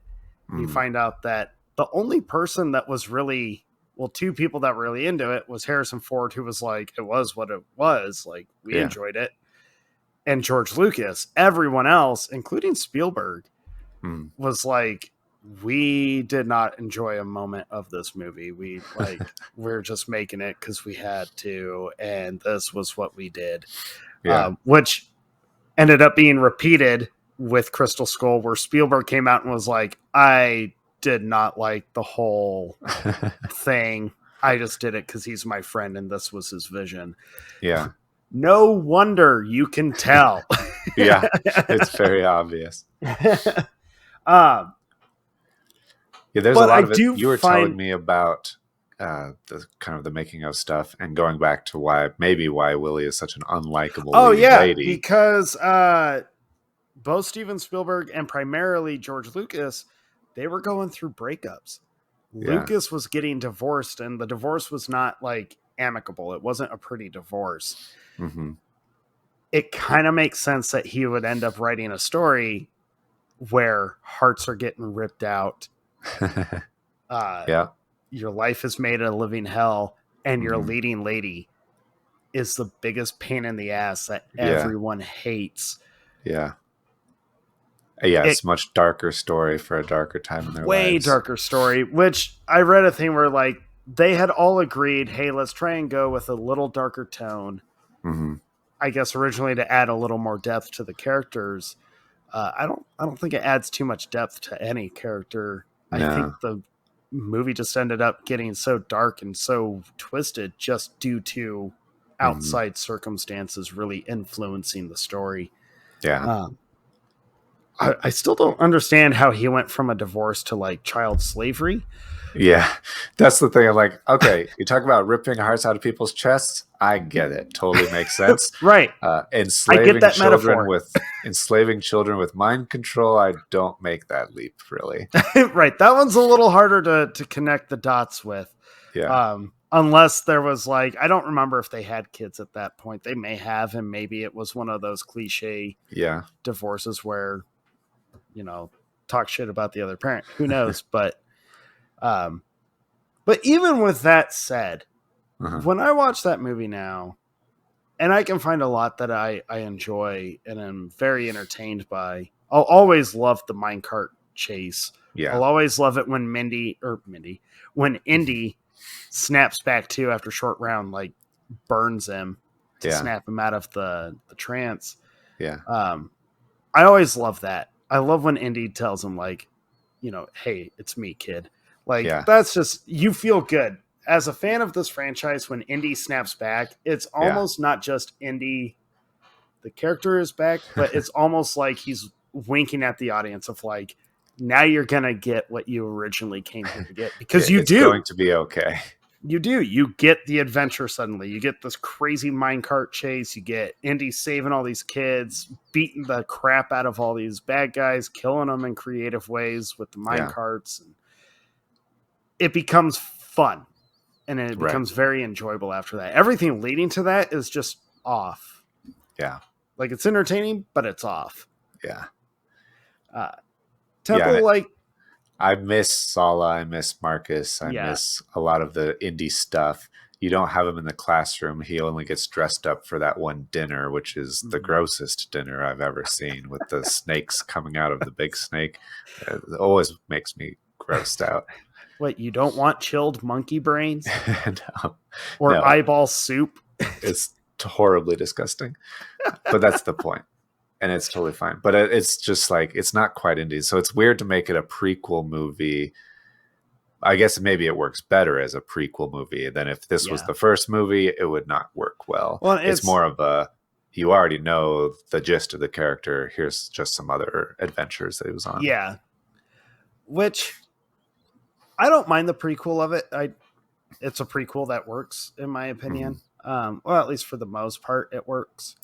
I definitely understand all the grief about it when it came out. Like, I was young and stuff, and when I finally got around to watching it, I had already heard the complaints about it. And then having seen it, I get it. Yeah. Like, I totally understood it, because the whole time I remember just being like, this just, why? Like, what's with this cult? What's with this whole setup? My biggest complaint is that they get way too close to the lava when they're on that rack. It's impractical. You would be burned alive really close. Way closer. You mean you have a bigger problem with how close they get to the lava, but not the guy still alive, even though the cult priest is holding his heart in his hand? No, that's mystical. Like, you can use the same argument that the whole ride to the lava is mystical. But he didn't pull out Willie's heart. The mysticism of it all doesn't end until they're dipped into it to be He didn't purified. Pull out Willie's heart, and Willie is totally fine when she goes down a couple times. Okay, see, they should have just let Willie die. They should have ripped out Willie's heart, I think is what I'm saying. They should have just... She shouldn't have ever made it that far into the story. Yeah, she's just so reluctant and unhelpful. I just can't stand her. It does have some parts in it, though, that I really like. Like, I think it's fun. Well, I like the shot, really, of when Indy and Short Round are stuck in the trap. That's exactly what I was just thinking of, yeah. There's a shot of Indy where he's sitting there, and one of the spikes is, like, bending the hat down. Yeah. It's a good shot. It's a cool shot. I like that. I like the traps that they get into. Yeah. Listening to Willie cry about a bug is a bit much. But yeah. But it is kind of a funny juxtaposition where she's complaining about the situation she's in when they are literally being squashed to death, trying to get her to help. Really about to die. Yeah. it kind of is funny. And you do have to laugh. I mean, you can't help but laugh when it's finally said and done and she's in the room and they're like, okay, let's get out of here. And she starts the whole sequence over again. They're like, God damn it. Yeah. Yeah, for sure. Like, you can't help but laugh about that. Yeah. Yeah, Temple never had that same kind of like super fun, adventurous feeling until the last half hour of the movie.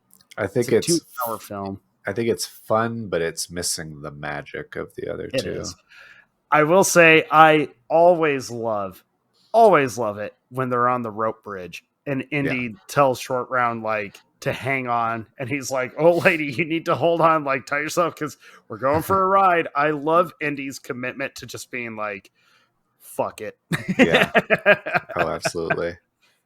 And let's face it, watching bad guys get fed to a whole group of alligators, that's just cool. That's just fun. Like, it's always good. Fuck those guys. Yeah. I think my favorite thing actually about Temple is not the movie itself. I love Harrison Ford in it. Him as Indy is just perfect. Yeah. But what I like the most about Temple of Doom is it shook audiences so much that it and Gremlins are responsible for giving us that PG-13 rating. I just respect the actual impact this movie made on Hollywood and made on audiences of like having an understanding of, oh shit, some things are like, it's not too overboard, but it's pretty close. Personal limit. I like what it did to audiences. This would be one of those movies of like the controversy of it at the time that it was released. I respect that. Yeah. I think that's cool because I think it led to something a little bit better. I think it added, you know, another layer of how can we gauge what's appropriate, or at least the principle of that. They still mess all that up. Right. But I like what it did outside of the movie more than I think I like the movie itself. But I say that as a fan of the movie. It's weird. Yeah. Yeah. It's one of those movies that I love the character so much that it's done well. It's done well enough that I'm not going to. I want to watch more of this character, and so I'm willing to forgive a lot in order to get that. And I think it does. It has problems, but I'm definitely willing to forgive it and enjoy it for what it is.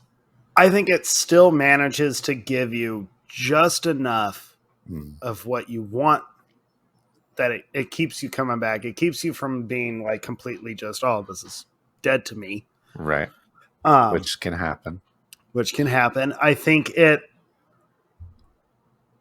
as time has gone on, and maybe it is thanks to Crystal Skull of audiences being like, you know what, not so bad. Just like, you know, audiences before our time with Return of the Jedi, where so many people were kind of like, this is not a great movie due to the Ewoks or whatnot. But then everyone watched episode 1 and was like, you know what? Right. Return of the Jedi, amazing. Yeah, like exactly. I think that same effect happened here because Temple of Doom, I think, has been completely absolved of all complaints almost, it seems like, especially from fans, where everyone is like, sure, it has its problems, but we enjoy it. We keep rewatching it. Yeah, it's still a good movie generally. It's still a well-crafted film. Yeah. But yeah, that's not too much Temple. But not as good as Last Crusade. And this one, Raiders might be the perfect one in the franchise. Like, I agree with you. I think it is on par with Jurassic Park as just, it's one of those movies that's just, it's perfect. It's exactly how it needs to be. It's always going to stand the test of time. Don't ever need anyone fucking touch it and try and change it. Just, yeah. Looking at you, George Lucas. Right. But personally, Last Crusade is my favorite in the franchise. It's 100%. I don't even. It's the I deepest. try to pinpoint it every time. It is the deepest story, and I love the father-son relationship of it, and the whole idea of like them coming to terms with each other and just learning how to like get over their own shit. Yeah, reconcile. But it's so enjoyable. It's so fun. It's got super high stakes in it. You know, you get extra physical antics. It's almost like, and it's weird because when I watched this the first time, I had only seen Raiders and then Last Crusade. And then when I was a little older, it was Raiders, Temple, Last Crusade. But it always felt like this was the one. Like, this is how you actually end a trilogy. This is how you do it, where it's like you have all this build up, but this is your payoff. He's got immortality for 10 minutes. right. Like, you literally made this guy immortal, but then you take it away. Last Crusade is just so fucking good. I love Last Crusade so much. Yeah, and I love everything about it. It's like you said, it's so enjoyable throughout. The opening with the Boy Scouts is so fun because you don't really know where it's set initially and what's going on, but to see Indiana Jones as a little kid in the Boy Scouts, it fits, it makes sense, and he's a little badass. He's like right. He's like right out the gate. And he's even like not afraid of snakes yet. He's grabbing snakes and he doesn't care. And he comes across these other guys, a guy who looks like an Indiana Jones type guy, and the way that he steals their Cross Coronado and it makes his escape and all that stuff. That whole sequence, especially with the train, the circus train, with the lion and the whip, and you get a little bit of Spielberg kind of pointing, nodding, or winking at the audience with all those things. You get a lot of backstory without really understanding immediately how much backstory you're really getting. Yeah. Oh, yeah. That's true. Like, you get so much in that opening sequence. Yeah. Why he's afraid of snakes. You get the scar on his chin and the use of the whip. Why he keeps using the whip. You get you hat. Learn where he got the look from. He's based it on this one guy. He's the father, the relationship with his dad or lack thereof. Immediately you get that. You get the dog.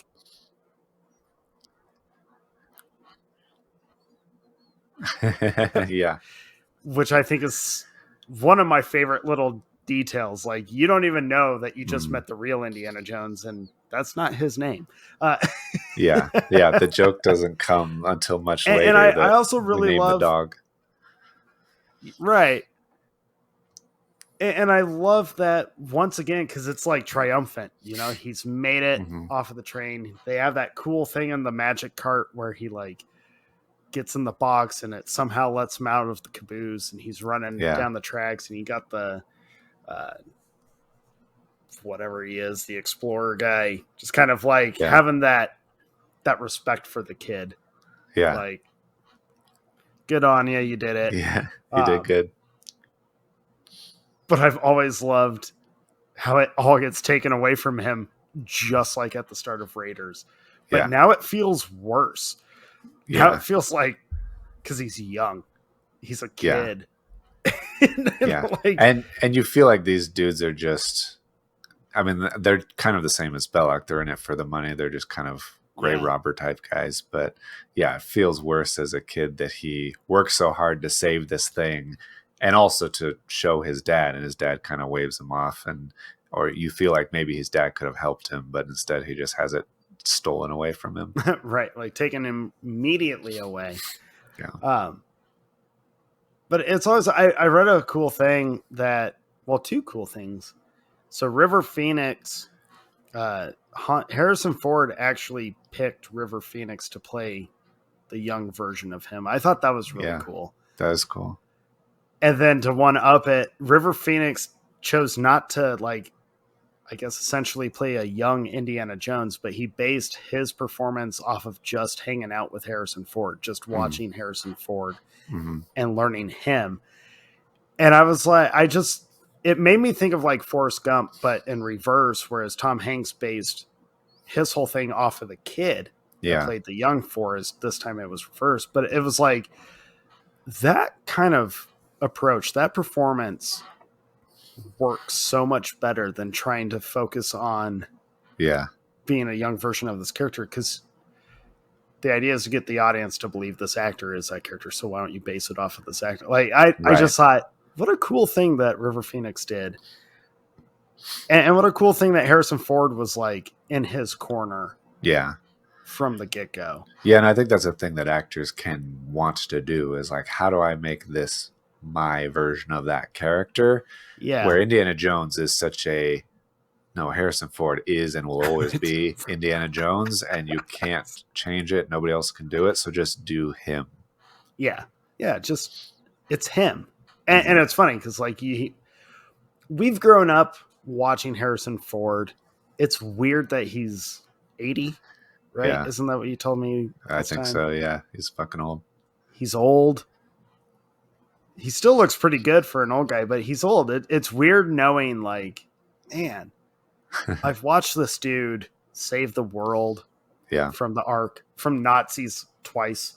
Yeah. I've watched this dude save a bunch of enslaved children. I've watched this dude save his family from a hijacked Air Force One. I've watched this dude like save his family from Irish terrorists. I've watched him do all these incredible things, and now he's like 80 years old.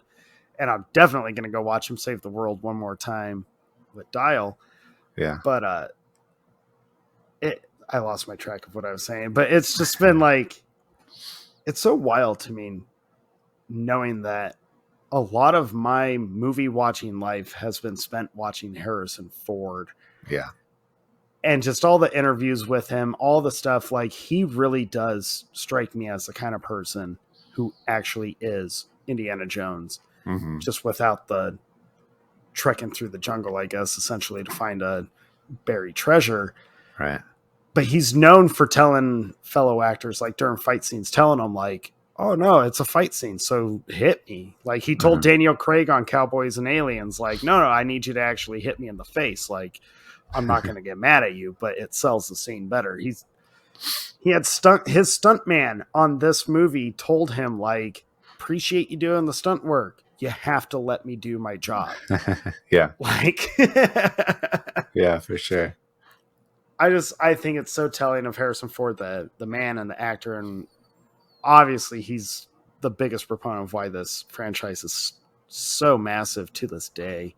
Yeah. When I found out like how River Phoenix approached this just based off of Harrison Ford, the man, I thought like, well, no wonder it perfectly fits. Yeah. Because as soon as you learn that he's Indiana Jones, like, yep, I see it. I get it. Yeah. There is no question in my mind. Oh, absolutely. And I love that transition when the dude puts the hat on him and you get the music score kind of comes up for that brief second. And then it's like the crashing wave. He gets punched in the face. And all of a sudden you're like, oh, like we're not trekking anywhere. We're actually in the middle of a fight right now. Yeah. Love the fight. And it's a continuation because he's still pursuing that same relic that he was after as a kid or came across as a kid. And he really wants to close the loop on it, basically. I love that boat fight scene. It's so much fun. It's short-lived, but it's so much fun. It's just, I love one of the things that I think is just so entertaining and just fun to like kind of focus on is the sound design of like the hits in this franchise. I love the way every punch or kick sounds. It's just like, it's specific to this trilogy. I feel if you tried to put those sounds in any other action movie, it just wouldn't. I don't think it would fit. Yeah, I know what you mean. They have a certain crispness and an oomph to them. Yeah, they're great. It's so fun. And I love hearing it. I love hearing the like whoop to it and all that. Oh, absolutely. I also really like returning to kind of the Raiders formula for the adventure, for the object, for the detail.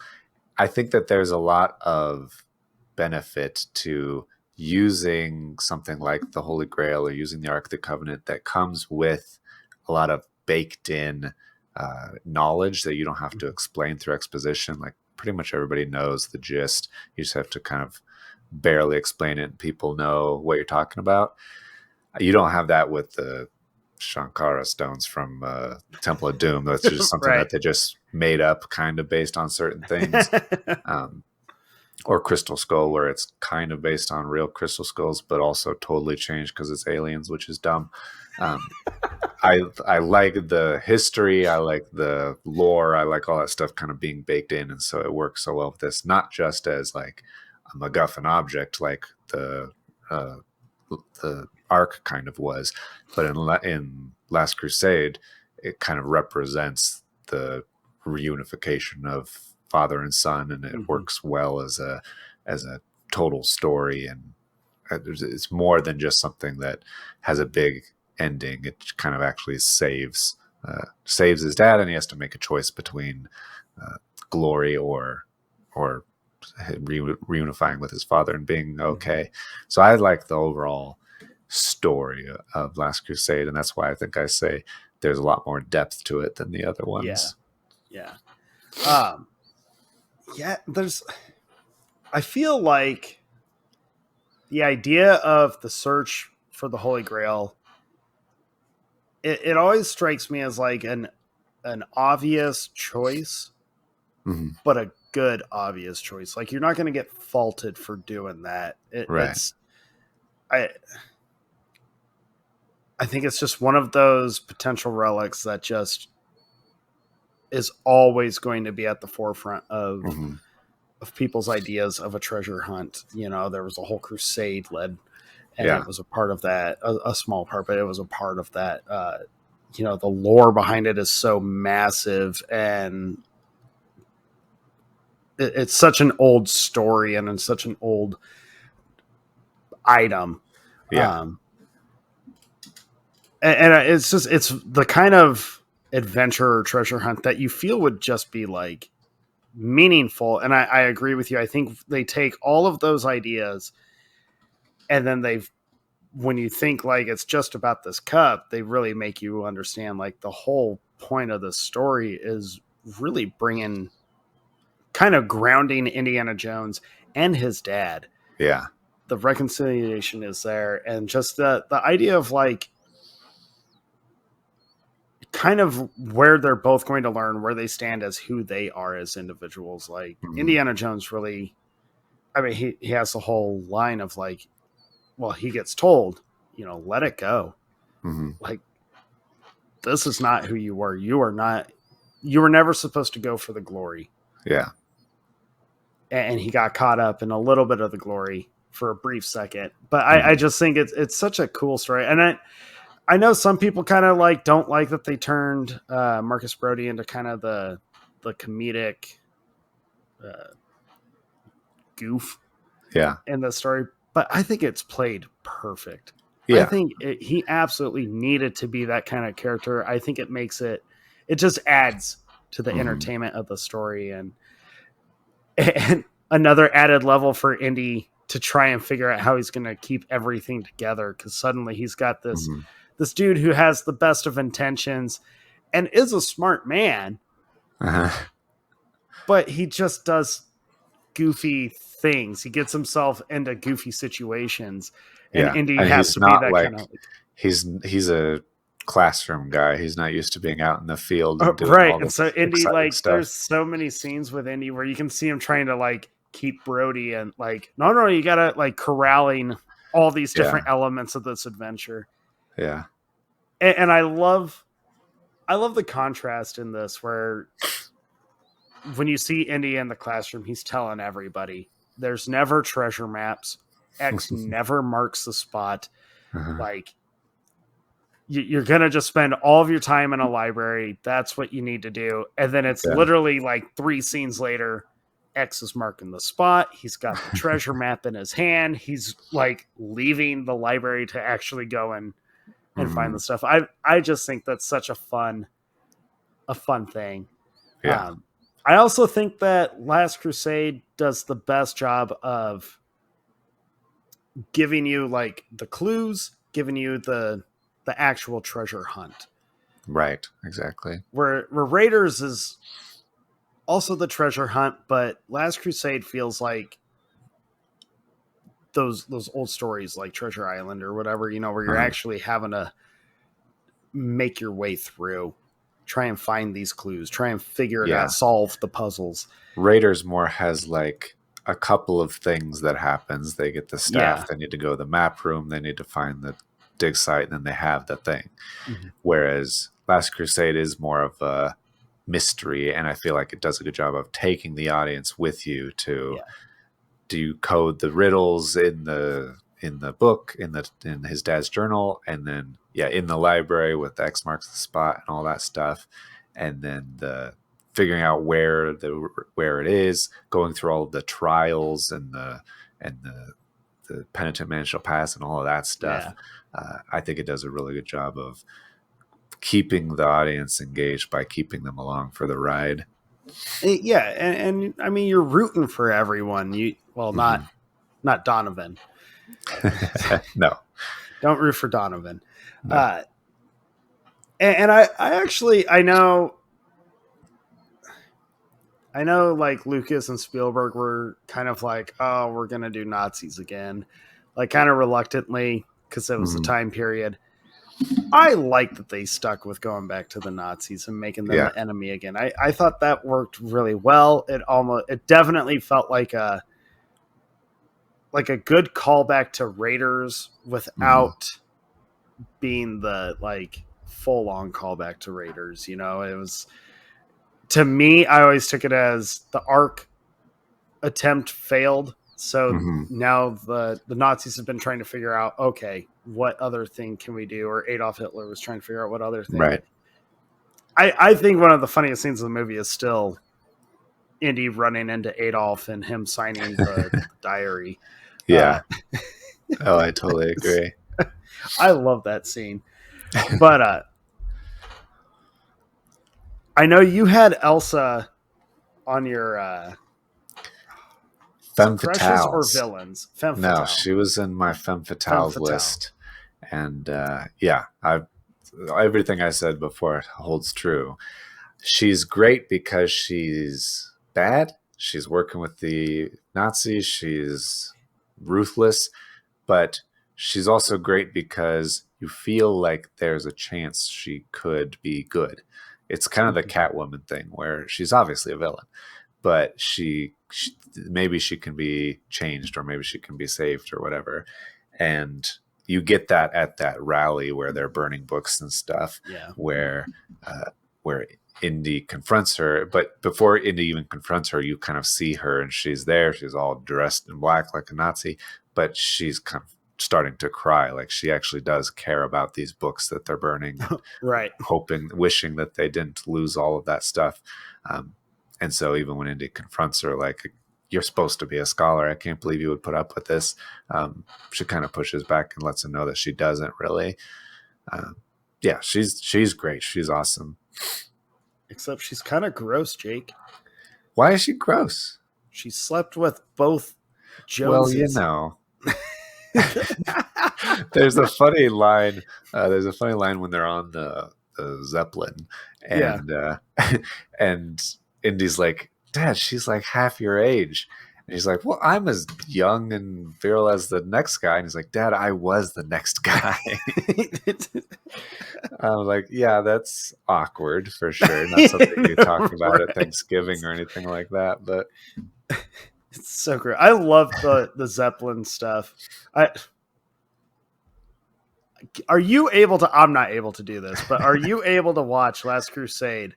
And when he throws the dude out and turns around and says it, no ticket. I cannot watch that movie without saying that line at that moment with the movie. I can't do 100%. it. I have to say it every time. Yeah. Yep. I feel the same way. Like the third time I watched it in preparation for this, I had like, okay, I'm watching it.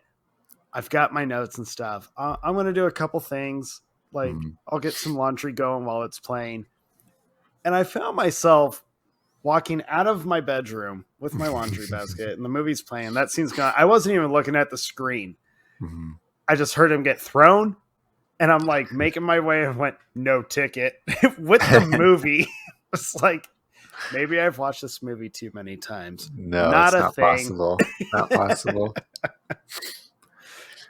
Yeah, I love all of that. I also really love the kind of Knights Templar subplot in the movie, where there's these guys that are chasing them, and you think that they're bad, but then you realize that they're actually just trying to protect the Grail. Yeah. And they have that great fight on the boat with the propeller, which is kind of reminiscent of the Raiders fight with the airplane. But now they're in a boat and they can't control it, and it's getting sucked in, and the propeller's chopping away at the boat. It's even better than the Raiders fight is. I love that guy's response to Indy about it, because Indy's like trying to do what has always worked for him in the past, which is like, I'm going to threaten this guy's life. He'll give me what I want. Like, they all cave. They all break. Right. And this guy flat out tells him, like, I'm ready to die. Like, fully prepared to die. Are you? And I love how Indiana Jones has that, like, no. No, like you can see it in his face. Like, no, don't want to die yet. Yeah, that was a total bluff. You caught me. Yeah, I like that subplot. And I like that they come back. Yeah. I like that. I like how he's infiltrated the palace when Donovan is selling his car. They're not selling, but giving the car away as a gift so that they can travel to the get horses and camels and stuff. Yeah. I like that they came back, and I like their gunfight. I also really appreciated that when that guy, and I'm jumping ahead, but when he gets killed, I really actually appreciate that they didn't give him a super long, drawn out, like kind of dramatic death. I like that it was quick. I like that it happens very fast. It's just long enough for you to realize who he was and why he was fighting them, saving Indiana, basically. To me, like, I like the idea that this group of protectors of the Grail, like, they're dead now, which means it's I guess in a way vulnerable again. But Indiana Jones has kind of been set up as like the next guy up. Like, he's going to have to be the protector in his own way, if you will. Yeah, it's kind of calling to him to well, he has to save it from the Nazis. Right, he's saving it from the Nazis anyways, but he's also got to, like, in a way, I kind of can't help but feel that Indy still would have, like, tried to do something to keep the Grail secret there, keep it sacred, keep it safe. I kind of feel like he would have brought the temple down himself, maybe on his own terms, but I'm jumping ahead a little bit. But I do feel that Indiana Jones essentially with Last Crusade is set up as, like, he's not just this adventurer. He's not just the archaeologist, the professor, but he's actually trying to protect something sacred in the world. And I think that's a cool thing. And I think Last Crusade, that's just another layer to how deep it actually is that you were bringing up. Yeah, it has that line at the beginning in the fist fight on the boat that it belongs in a museum. He's trying to protect these things and keep them from getting stolen. I feel that with the original knight who gets killed, and then also the old knight in the cave or in the actual Grail room, that maybe Indy could replace him, or somebody needs to replace him in order to keep the protection of it going forward. Yeah. And I like that idea that, like, Indiana Jones is set up to be the modern day knight. Yeah. Like, he's your next protector. I think that's a cool thing. I say modern day, it takes place in 1937 or 36. Yeah. But I feel like the other huge component that we haven't talked about with this movie is the Henry Jones Sr., Henry Jones Jr. dynamic, and how great Sean Connery is at being that character. Oh my God. Those two. Perfect. They are one of the greatest duos I think ever put on film. Like, they are so much fun. Their wit is incredible. Yeah. You understand. I mean, there's not a big age difference between the two. Mm-hmm. And they had to mask that by making sure Sean Connery constantly had white beard. And they kind of made sure his wardrobe made him look older. Mm-hmm. And Harrison Ford had to stay like clean shaved. He had to make sure like you have to look young. Yeah. Grr. Yeah. Yeah. But what a team. I love it. You were talking before about the contrast between different things. I love the contrast between Indy, who's very adventurous. We're all very familiar with how adventurous he is, but his dad is very stiff, just a scholar. Yeah, he's a complete academic scholar and obviously influenced Indiana, but also kind of opposed to Indy's lifestyle or choices. Well, he's never really understood what all Indiana Jones actually does. Yeah. And so it's kind of cool to have him see what he does, but is also there's tension there where he doesn't really respect it. And you can see when Indiana Jones is like riding the motorcycle and he's getting these Nazis off their tail and he's making them like flip and explode and all stuff. And he like looks at his dad like, wasn't that cool? Like, can you believe I did that? I saved us. And his dad just kind of like gives him a look like he's not terribly impressed. Well, like, and you just see killed him. Yeah, Andy's face just kind of sinks like, oh, I disappointed my dad again. Yet again. Yeah, they sell the father-son, the troubled father-son relationship very well. Mm-hmm. Just in looks. Another thing that I really enjoy about that whole dynamic between the two is also on the Zeppelin, where Indy is complaining to his dad of like, you were never around, you never talked to me, we never chat, like you were never around for me to talk to. And his dad flat out is like, I'm right here, like I'm here now, talk.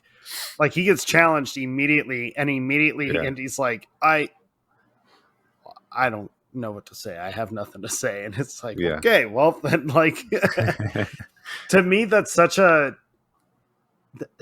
dad thing to do, or a parent thing to do. And I've done it to my kid. My mom and dad have done it to me when I was younger. I'm sure they did it to my brother when he was younger, of just like, you were just complaining about this one thing. Here's your chance. Like, say what you want to say. And then you don't. And you can't. And you're like, I've drawn a blank. Shit. Yeah. Yeah. And it's kind of to show that you could, if you wanted to. Right. That I'm open to it, even though I didn't facilitate the opportunity or whatever. I think it's a good way to show, because Indy spends so much of like leading up to that of like blaming his dad, or just like holding his dad accountable for so much. And that scene kind of helps like reground him, you know, give him a little humility of like, I mean, you're at fault too, dude. Like you could have talked to your dad at any time. You could have sat him down.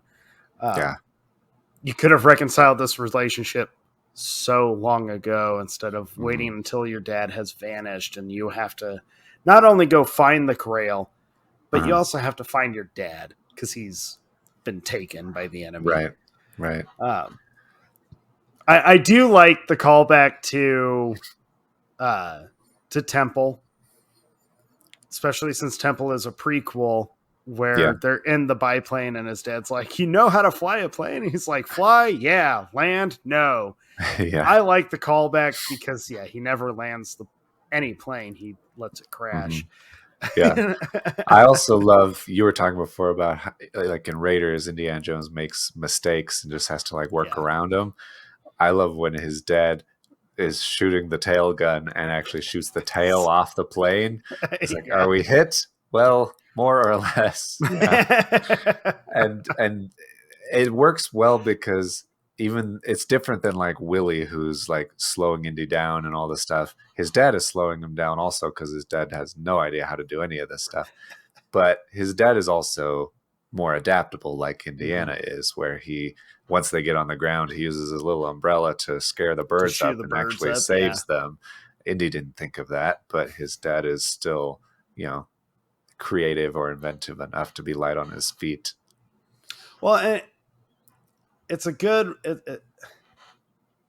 You learn so much about Indiana Jones of like, he might have this rift with his dad, but clearly a lot of how he presents himself, how he carries himself, comes across handles situations. He's learned these tricks from his dad, and you see that from his dad. You know that him making mistakes and like either passing the blame or making a joke of it, or just the adaptability with like, Henry Sr. using the umbrella against the birds. You kind of learn like he's been learning all this stuff from his dad. Clearly he got all the academic stuff from his father. Yeah. He's just kind of taking it on his own through probably a rebellious nature, meaning well, but approaching it in a different way than his dad would have rather seen. Yeah, for sure. Which is a funny thing that you got to say about Crystal Skull, because they bring that back, but they flip it a little bit. Yeah. But him and Connery, like, I will always be bummed that Connery chose not to come back to cameo in Crystal Skull. I respect his decision to stay retired and be like, no, I don't want to just be a gimmick. I respect that. Yeah. I'm still a little bummed that he didn't show up, but I get it. It's the way they handle it is just that Marcus and his dad are both dead. Yeah, they've passed away, which fit, because I think the actor that played Marcus actually did pass away, and I think Sean Connery passed away around that time too, actually. Okay. It fits, but it also, Crystal Skull has problems with making Indy look and feel old, and that's just one of the couple of things that we'll get to. But in Last Crusade, all of the tank chase stuff, I think, is even better than the original Raiders truck chase stuff. That tank chase is so fun. Yeah. And the stunts in it are great. The horses and the leaps and all of that stuff is fantastic. The leaps, Indy being stuck on the turret and like being dragged across the rocks, him stuffing the rock inside the barrel. I mean, that whole sequence is probably one of the coolest, most enjoyable action scenes, like chase fight scenes I think ever put on film. It's so much fun. You hate that one Nazi guy who's just such a piece of shit. I mean, Nazis are all pieces of shit, but this guy is like, he's a... in particular. Yeah, in particular. This one, you get happy when he falls off the cliff. Yeah. Yeah, and you are supposed to think that Indy fell off the cliff, and everybody is so sad. His dad, Sala, Marcus, everybody's there, so sad. And then he just crawls up and sits there, out of breath. Nobody notices. The last, like, this whole sequence has some of the best physical comedy, the, like, accidental moments that turn into something bigger. I love how Harrison Ford just literally throws himself around on this tank. You know, he does that wild spin to try and dive off of it, and he falls flat onto it. They do when his dad's like on the on the tread, and he uses the whip to catch him and pull him back. Like, it's just full of super fun stuff like that. I absolutely love when the tank's gone over, yeah, everyone's sad. It's a somber moment. And he comes up just so tired. Yeah. And, like out of breath. And he's just like trying to see what they're all looking at. I love how quiet he gives himself that nod of approval of like, yeah. Yeah, that was cool, wasn't it? Yeah. I also love that everybody realizes he's alive and they're so excited and they're like, okay, now let's go get the Grail and let's continue the adventure. And he's like falls to the ground. He's exhausted. He's tired. Until his hat rolls up and he's like, you know what? Maybe I have a little bit more in the tank. Right. Like, okay, we got this. We got this. I love the design of this whole temple set. I think it's so cool. I don't know why. Like the outside looks majestic or whatever, but when they go in, I love how it's set up. Mm-hmm. Like your path is gonna begin immediately, and I love how it's right out the gate. You've got Donovan sending some nameless Joe, like red shirt, right? Like your turn. Yeah, and he gets beheaded immediately. But I love how like this sets up your three trials, which are all pretty close together. Yeah. But I like the design of this whole thing. I like the blades. Mm-hmm. I like spelling God's name, Jehovah, and in Latin it's starting with an I. Yeah. And the leap of faith at the end. I don't know why. I've just always felt like, and I remember as a kid watching it and just being like, it felt important. Yeah. Watching the trials. It felt like you're supposed to learn a lesson here, not just. Yeah. And the way he figures it out is important, like you were saying. Yeah. That it still trips me out every time he does the leap of faith. Oh yeah, when the camera moves. That shot and it moves and you see that it's like a hidden pathway. It still trips me out every time I watch it. Every time I'm like, you can't see the lines. I get it's all editing and filming tricks, but this is just, it trips me out so bad. And then when he throws the sand on it and it like, it looks like the sand is just sitting there. It trips me out. Yeah, it's one of those things that it just plays tricks on your mind and you can't really comprehend it fully. Like, perception is dumb. Yeah. Yeah, I remember it just like expanding my brain as a kid. And I'm like, I don't even fully get it for a while. I have to keep watching this movie over and over and over. Right, which is okay. It's okay. I think the design of the Grail room, I love this design. I love the knight, how he's old and frail. Yeah. I love that all he's had this whole time is the book. You know, the Bible. He's reading the Bible over and over again for all eternity, which, he's committed. He's committed. But I love the setup. And I love that, according to Henry Sr.'s diary, the only history, like when you finally get to where the Grail is at, are those three trials, but you learn like there's one more, and it really brings out your own character, right? Like kind of your own vanity, right? Exactly. And I think that's like it's a unique decision to do. I think I've always loved it, and I've always loved how Donovan and Elsa come in and immediately, you know, Donovan's like, there's so many in the night, you know. Well, you gotta pick, but choose wisely.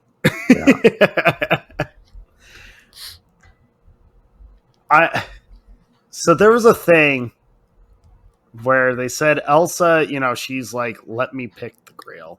Yeah. And she picks this golden, ornate, just obnoxious looking fucking thing. Gaudy. And I love how Donovan, like the way Donovan holds it, I love, he's like bracing the base of it with his hand and like kind of cupping in. his line of like, it truly is what does he say? It's truly is the cup of the King of Kings or something like that. Uh-huh. And but they've said that like when Elsa gives it to Donovan, the theory is because she looks at Indy, she gives him like a quick glance and kind of like a quick little, very subtle head shake. And people have said that's like supposed to be her, another hint of her redemption, which I know you're big on. Have you taken that subtlety as that, or have you taken it? I've always taken it as her sincerely choosing it, and kind of to me that little like look and head shake to Indy to me has always been like, sorry Indy, but like you've lost. Right, exactly. That's how I've always taken it. But I was reading stuff about it, agree. And there's so many people that have said no, it's supposed to be her, like another hint that she could be redeemed, or that she purposely chose the wrong Grail. No, so that Donovan would die.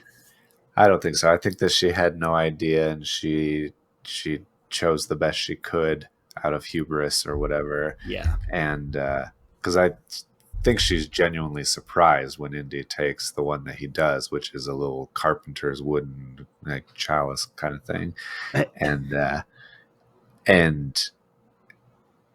so I think, and then I think that she also fails to be redeemed later when she wants to, take it across the threshold, the seal on the floor.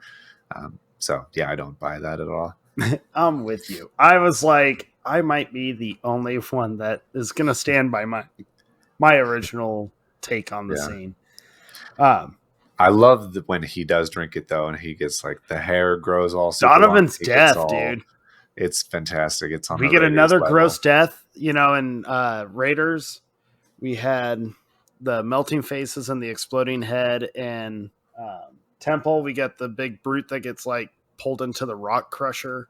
Yeah. And he gets smashed and crushed, and then the dude's being eaten by the gators. And this one, Donovan decays instantly. Yeah. And it's even more scary because he's like still alive as it's happening. And so he like lunges at Elsa, and she's like, ah! And he's like holding on to her, and then he blows up. He's like basically like a zombie with melting skin and bones and everything. He looks just like the Crypt Keeper from Tales from the Crypt at one point, but it's a little scarier because you've watched him like decay, and the sounds that he makes as he's like gurgling away and shit. Yeah. Gross. And you gotta love how the knight responds of just like, he has chosen poorly. Like he's unfazed. It's like, I've seen it before. Yeah, how many guys have you seen decay like that? And he's just sitting there. Yeah. Just another day on the job. I like how Elsa, and this is another reason why I don't buy that she did that on purpose, because she literally was like, what cup would it have been? And he's like, it's a carpenter's cup. Like, I love the design of the cup that they went with. Yeah. I like how it looks kind of dirty. I mean, it's got the gold plating or whatever on the inside, but I like that it looks weathered. Yeah. I like that it doesn't look rich. Right. I feel the design of the cup they went with fits better with the story that the cup is famous for being a part of. Yeah. I'm kind of curious to know if anyone does not know the story of the Holy Grail, but that's not for this show. That's for... There's a whole Monty Python movie about it. You should just watch that. Go watch Monty Python, the Holy Grail. You could Google it. You could watch Da Vinci Code, which will give you a whole different take on it. Yeah, it's kind of been around a long time and is one of the most well-known stories of all time. Yeah. So if you don't know, like... the fuck have you been? Yeah. But I like the design that they went with, and I just like how he like chugs the water, and the knight's like, you've chosen wisely. Mm-hmm. But I love in that moment of triumph, he's immediately told like, but you don't get to take it out. Like this is where it stops. Yeah, it's just because you guessed correctly, you don't get to keep it, basically. Right. Like the only way you're going to keep it and reap the benefits is by like, you have to sacrifice absolutely everything. You're stuck here. Yeah. If you expect to maintain the benefits of the Grail. Mm-hmm. I read a thing. I've never noticed it before, and I can't believe I've never noticed it before. I'm curious to know if you did. Okay. So through the course of the movie, Indy is injured. He's bloody, especially like during the tank fight scene. He's got a bunch of cuts on him and shit. And even when he starts doing the trials, he's still pretty bloody and beat up. Mm-hmm. When he comes back from getting the Grail, he's completely healed. I have never noticed. Yeah. Have you? No, I can't say that I have. No. So I guess it's obviously the healing power when he pours it on his dad's chest. Right. But I guess this was intentional where they wanted to make sure he was bloody going in, but he'd be clean coming out. And the idea was to show that because he drank from it, mm-hmm. like in that moment while he's inside the temple, Indy is immortal. Yeah. Like he's the dude right now. Right. I had never noticed that before. Interesting. I'd always understood that the moment they leave the temple, he's lost immortality, but like he's been able to keep the healed parts of him, you know. Yeah. But he's not immortal, just like his dad is healed, but you're not immortal either, Senior. Right. Right. But I had never noticed that before until I like read about it and was, oh, that's interesting. How have I never I kind of judged myself a little bit because I can look super deep into a movie or catch something that's like obscure. Mm-hmm. This intentional, obvious thing that's literally in front of you. Yeah. Didn't even notice. Well, I guess I'll just have to watch it again. Right? Oh, shucks. So this is one of those moments where music to a franchise or to a movie to me is like, it just gives you such a triumphant feeling. Yeah. And it's when like they're getting ready to leave, and that's when you learn like we named the dog Indiana. Like Saul's like, what's all this Junior crap? Yeah. I love how Marcus is telling him like, I know the way, follow me, and he goes riding kind of recklessly, and his Henry Sr.'s like, he got lost in his own museum, huh? Like, yeah. Yep. And the way, Junior.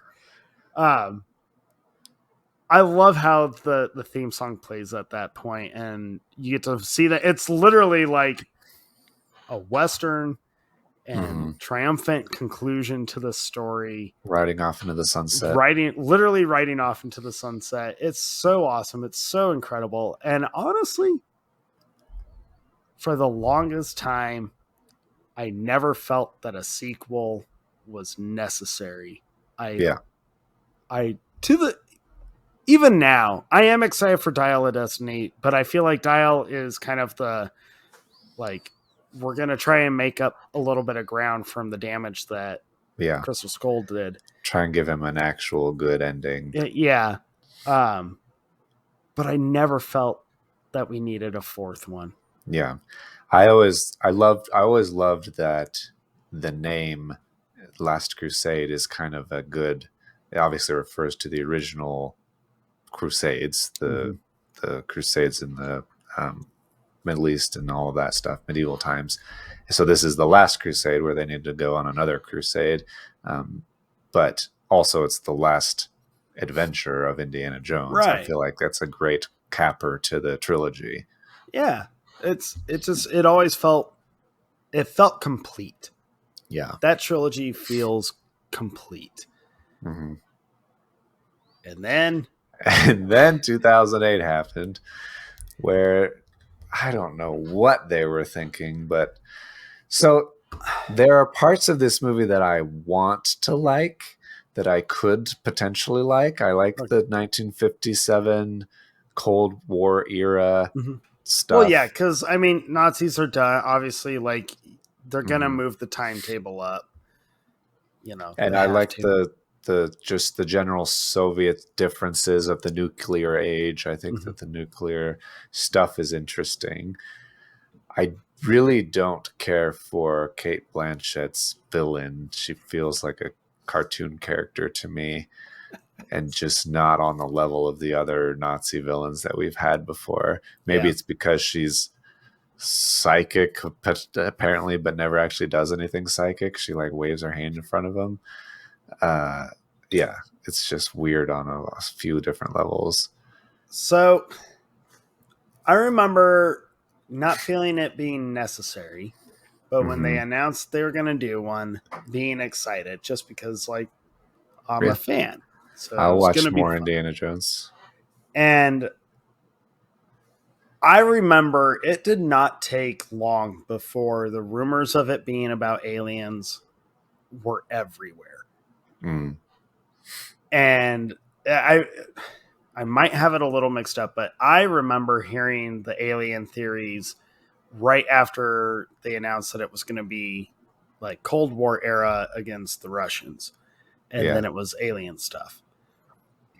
And I was so adamant for so long, like there's not a chance in hell they're going to combine aliens with Indiana Jones. That is not the kind of thing that Indy is going to go for. He'll do magical stuff. Yeah. But aliens is just, it does not fit the Indiana Jones formula. It just doesn't. Yeah. And I remember arguing with people like there's no way they're doing aliens. Yeah. And then they announced the title of the movie. And I remember being like, no, it's not aliens. Like it's probably some made up artifact that just like the stones from Temple. Yeah. And then I remember one of the first stills they released. Yeah. And it was Indiana Jones holding the crystal skull. And it's very obviously alien. And I remember being like, shit. This movie's going to be about aliens.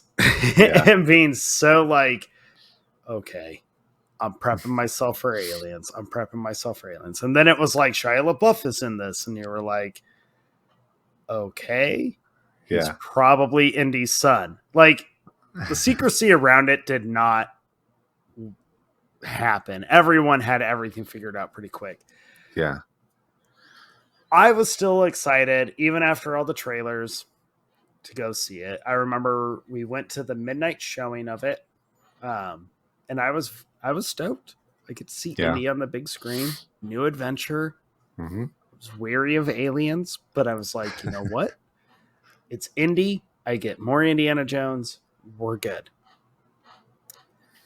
And for the first, like, her psychic, Cate Blanchett's portrayal of this character did not bother me. Actually, still doesn't bother me because a lot like the Nazis or Nazi scientists, the Russians in that era were also just as crazy, where they believed in like all the magical stuff, and they believed in that they were psychics, and they were trained in this stuff or had natural abilities. So to me, like the way she acts was very, this fits. Like, crazy Russian scientists, this fits. Yeah. I remember very much enjoying the opening. I loved, we got another silhouette shot of him on the car with the hat. Very classic Spielberg opening with the car. I still actually very much like how he shot it. Like it just has a different kind of feel to it. Like it feels old. It feels like it's from that time period. I like that a lot. You get that classic silhouette. Yeah.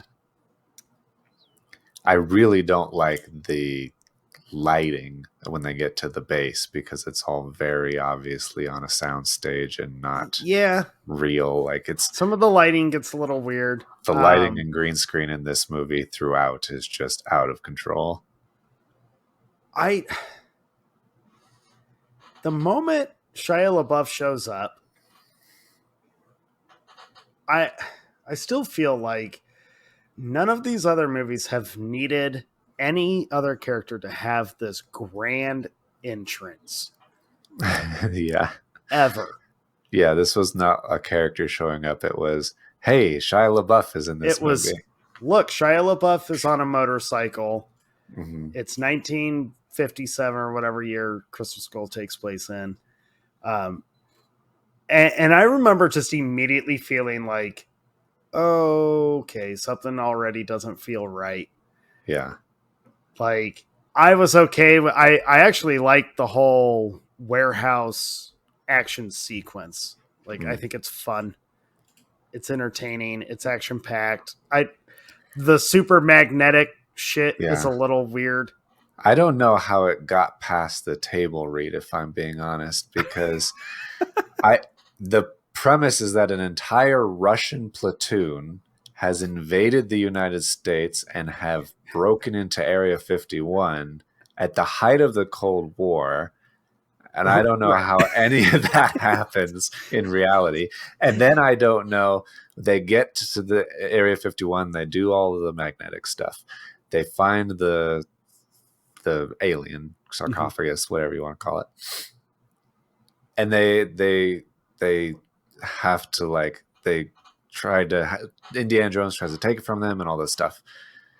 You're the Russians in the Cold War, in your adversary's den of mysterious and superpowered objects, Area 51, the Ark of the Covenant is there. Everything is there. You don't take anything else. You just take this one little alien skeleton that might be psychic. You don't really know yet. It doesn't make any goddamn sense to me. You make very valid points, Jake. Thank you. I chose to ignore all those points. If you do, you'll probably have a lot more fun watching this movie. I'm entertained by the opening.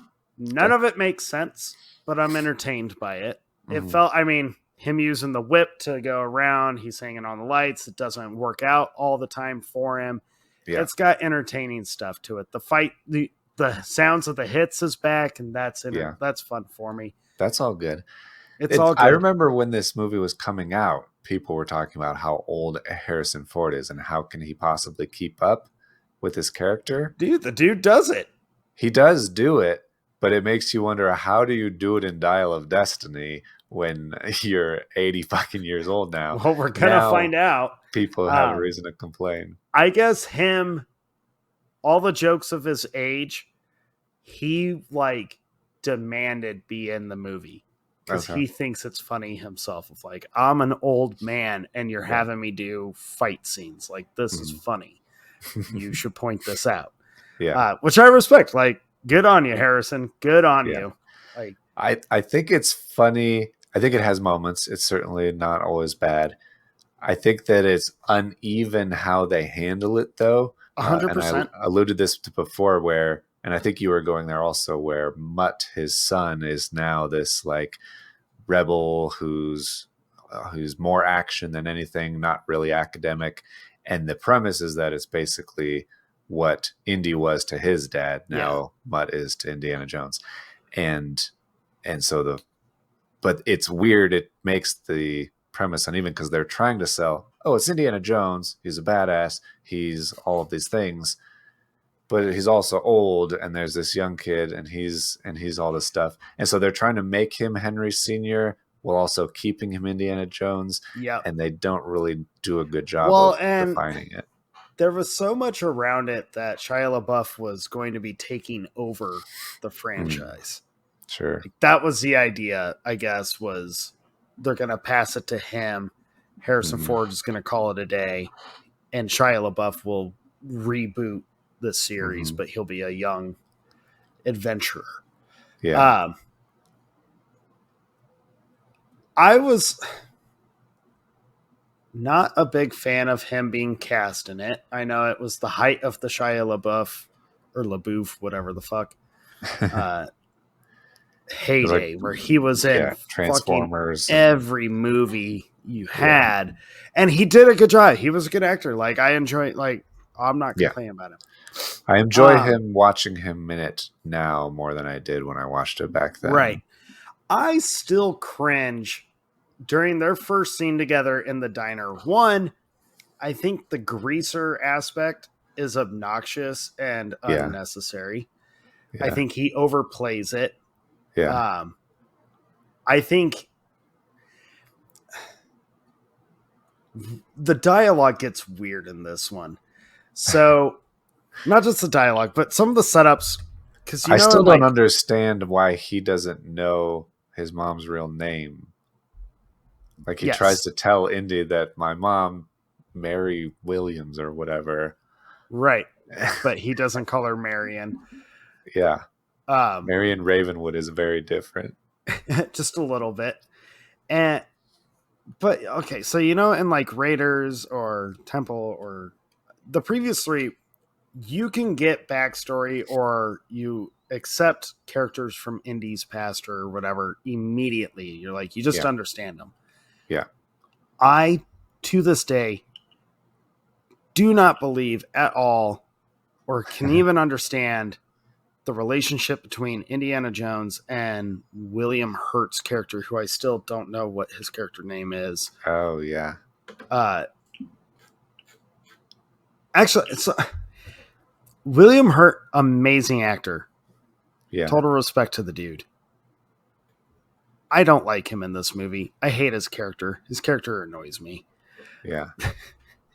I get what they were going for. It just annoys me. But Mutt, the way he reacts to Indy is obnoxious. Everything feels so forced. Yeah. In this movie, and that kind of bothers me. But call him Daddy-O. But I can buy some of it. I'm okay with some of it. It is what it is. Hearing Indiana Jones telling kids, if you want to be a good archaeologist, you got to get out of the library. It's a funny nod to like The Last Crusade, where he's telling them, no, you need to be in the library. Yeah. I'm fine with the movie. Pretty much, there's a lot of stuff in it that I'm like, ugh, okay, like we'll move past this scene. Mm-hmm. But then we get to the jungle. So you're skipping over the fridge scene? Yeah, I can forgive the fridge scene. I can forgive it. How does he hold the door shut? Dude, I told you, I can forgive. It's a stupid fucking scene. Okay. The scene drives me nuts. Don't get me wrong. Okay. Him surviving, like flying that far in this fridge. It's holding the door shut from the inside. But also not being knocked around inside. Right, not being knocked around, bouncing down, any arms. Popping out. But he's not miles upon miles upon miles away from the explosion, but he still walks up that little mound to watch the fucking mushroom cloud happening. And then every time I'm like, washed off. He gets irradiated, but it gets washed off. Right. I'm always like, you're a little close, dude. You're a little close. He's Indiana Jones, man. He could do what he wants. True. You do find out that he was in the war at some point. They call him Colonel Jones when he gets washed off. Yeah. Which is interesting. And you find out that he was, well, I mean, you've already kind of been told about it, but now it's confirmed that he was part of a group of people selected to look at the wreckage, the famous wreckage of Roswell. Yeah. Which that is like the first big moment that I cringe and roll my eyes. That's the weirdest thing in this movie, is that because everybody knew that there were going to be aliens in it and that Mutt was probably his son, that they still try so hard to sell it as like a reveal. Yeah. And then they drop these little hints and you're like, yeah, obviously. And then they show the like drawings of the skull on the wall and they're like, yeah, obviously. It's so stupid. You're like, we get it. It's a fucking alien. Yeah. And then you get to the end of the movie and they're like, but what if it was aliens? And you're like, I know. We all know. Didn't we all know that already? I thought we were on the same page, folks. I guess not. Okay. Yeah. I like when Marion gets reintroduced. I like her and Indy being She's always great. That's cool. Because to me, they pick it up right where they left off to me. Like, the chemistry's there. They're fun together. You immediately buy like, oh, they they actually tried to have a relationship for a while, but it obviously did not work. Yeah. I like all that. And but they're in the jungle when that happens. But we're in the jungle. And the jungle is the worst part. It's so bad. But the jungle, you know what makes the jungle sequence so bad, Jake? The CGI? It's almost like after every stupid moment in it, yeah, it was like George Lucas and Spielberg were thinking, hold my beer, watch this. Yeah. How can we make this even worse? It's just worse. I also can't really stand Indy's buddy in this movie. Well, the double agent guy. I don't even remember his name. Yeah. The guy he's that just betrays him early on. Yeah. He's just annoying. He's unnecessary to me. Right. And well, everyone is pretty unnecessary. I really don't like this movie. Maybe I like it less than I actually thought I did. It's the kind of movie that you shouldn't think about at all, because if you do, it will fall apart. It's just a house of cards that looks kind of pretty. It's a bad movie, dude. Yeah, you can watch it and things happen, and it's not terribly exciting, but things are happening all the time. If you think about it or anything, it just gets worse and worse and worse. And then you're in the jungle, and you're like, how are we going to move this forward? Like, what else can we do with this stupid story? Mm-hmm. And then we get your car chase. Yeah. Just so dumb. Yeah. I always hate that scene so much. I hate the lighting of it. Like you said, I hate the obvious green screen of it. I hate the gag and the sudden realization that Mutt is a fencer. Yeah. Apparently his mom is like giving him fencing lessons because he knows all. And I hate that in the middle of this fight, she's instructing him. Yeah. Dad, don't forget to do right, whatever fencing terms there are. Yeah. But I hate the gag of him getting hit in the nuts with all the plants. I do too. I hate this gag. Normally, a guy getting hit in the nuts is funny, and it's a gag that's like, it's an easy sell. People are going to enjoy it, but it's dumb in this movie. Yeah. It feels forced. And it goes on too long. And it goes on forever. You could sneak it in if it was like a quick, fun thing. But it drags out. You brought up during this whole sword fight on the cars sequence. Mm-hmm. Why does it go on so long?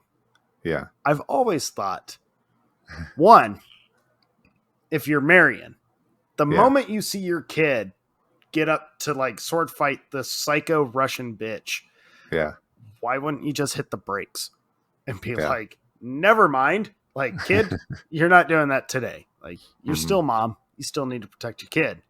Right. If you're the Russians, the moment he is standing on both vehicles, drive away. Why the hell wouldn't you just jerk the car? Yeah. Yeah. All you have to do is go a little bit more to the right and he falls. And he falls and you've won. Like, yeah. You got the skull. You can drive along. Nope. We keep going. We keep going. You get some like fun shots, I guess, of whatever. You're being very generous. I know.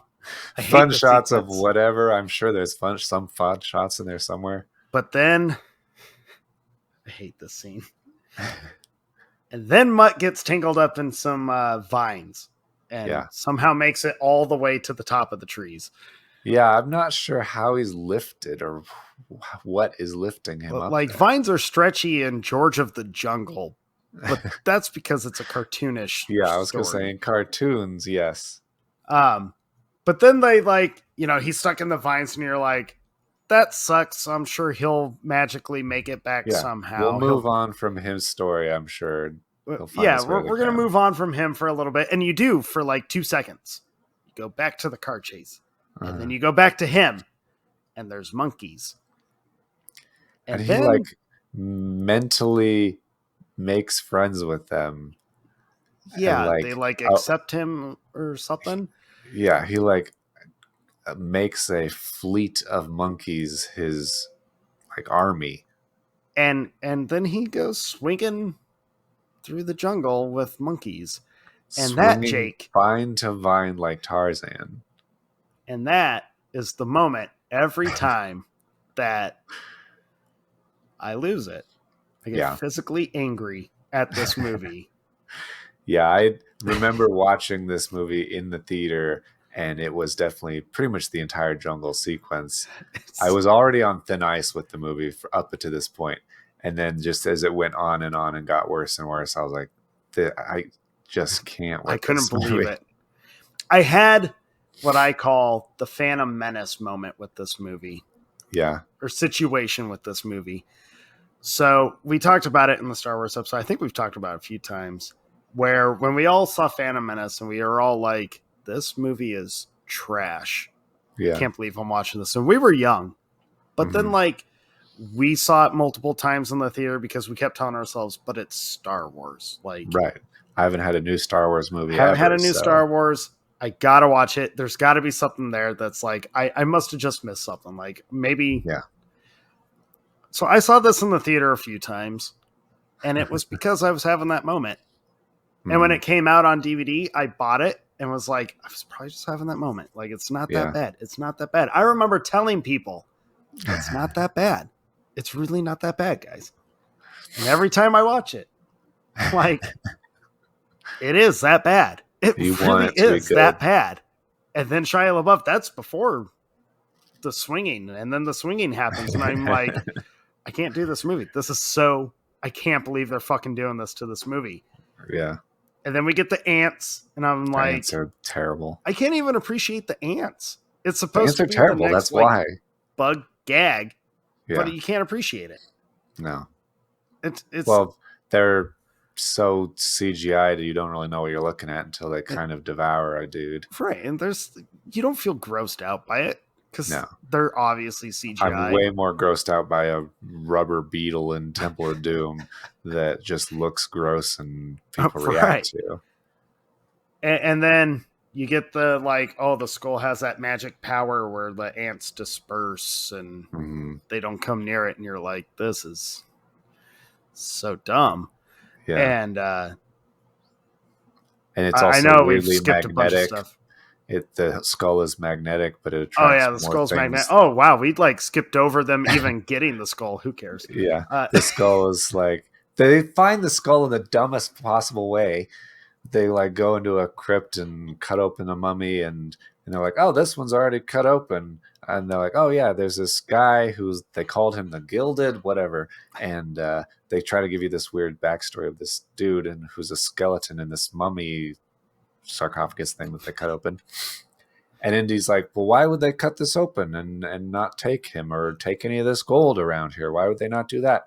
And then the gold flies out of his hand and he realizes there was a giant crystal alien skull sitting right behind him the whole time that nobody saw. What the fuck are you doing? And they're like, well, I don't understand why gold is magnetic to it because gold's not really magnetic. And there's all this other stuff. And crystal's not really magnetic. I don't understand. Neither is gold. Oh, God. So stupid. It's the laziest writing ever. Yeah. They literally just find it sitting behind this guy. It is bad how he just oh, here it is.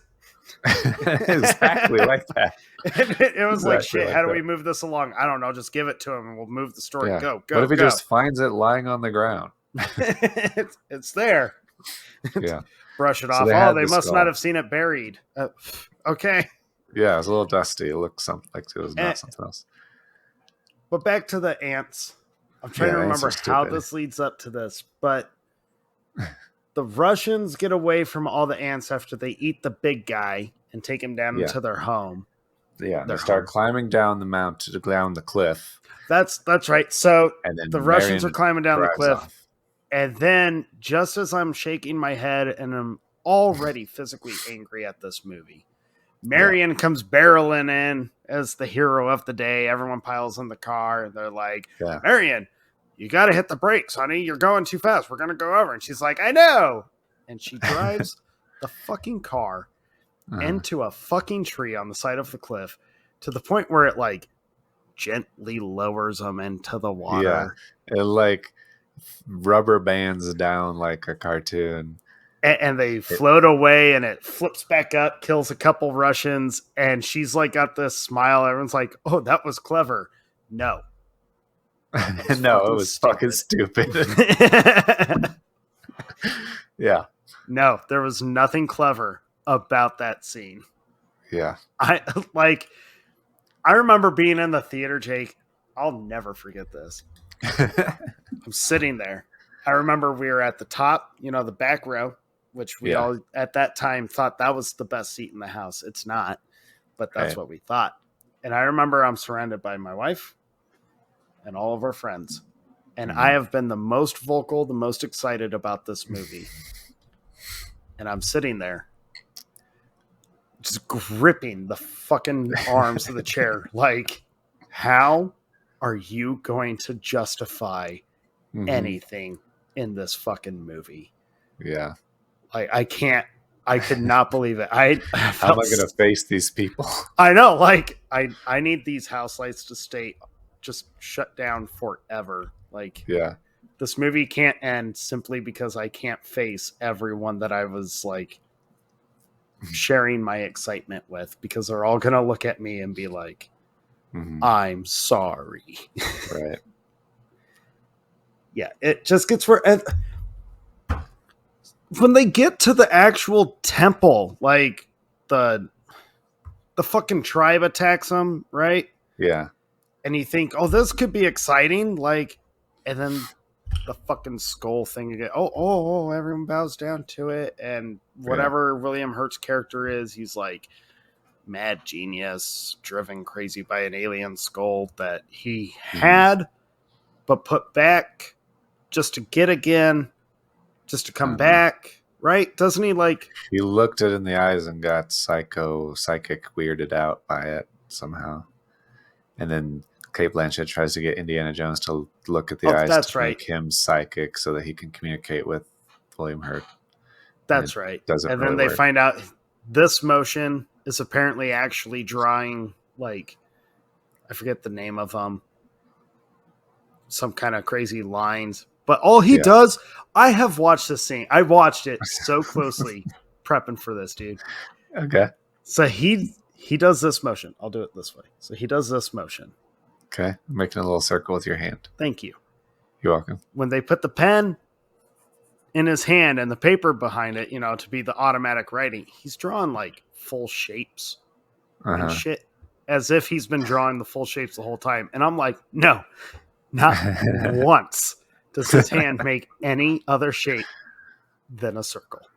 It drives me nuts. And I think it might just be because I'm already so mad at the movie, but like, that's a detail that should have been... It's easy to fix. It's easy to fix. Should have been addressed earlier.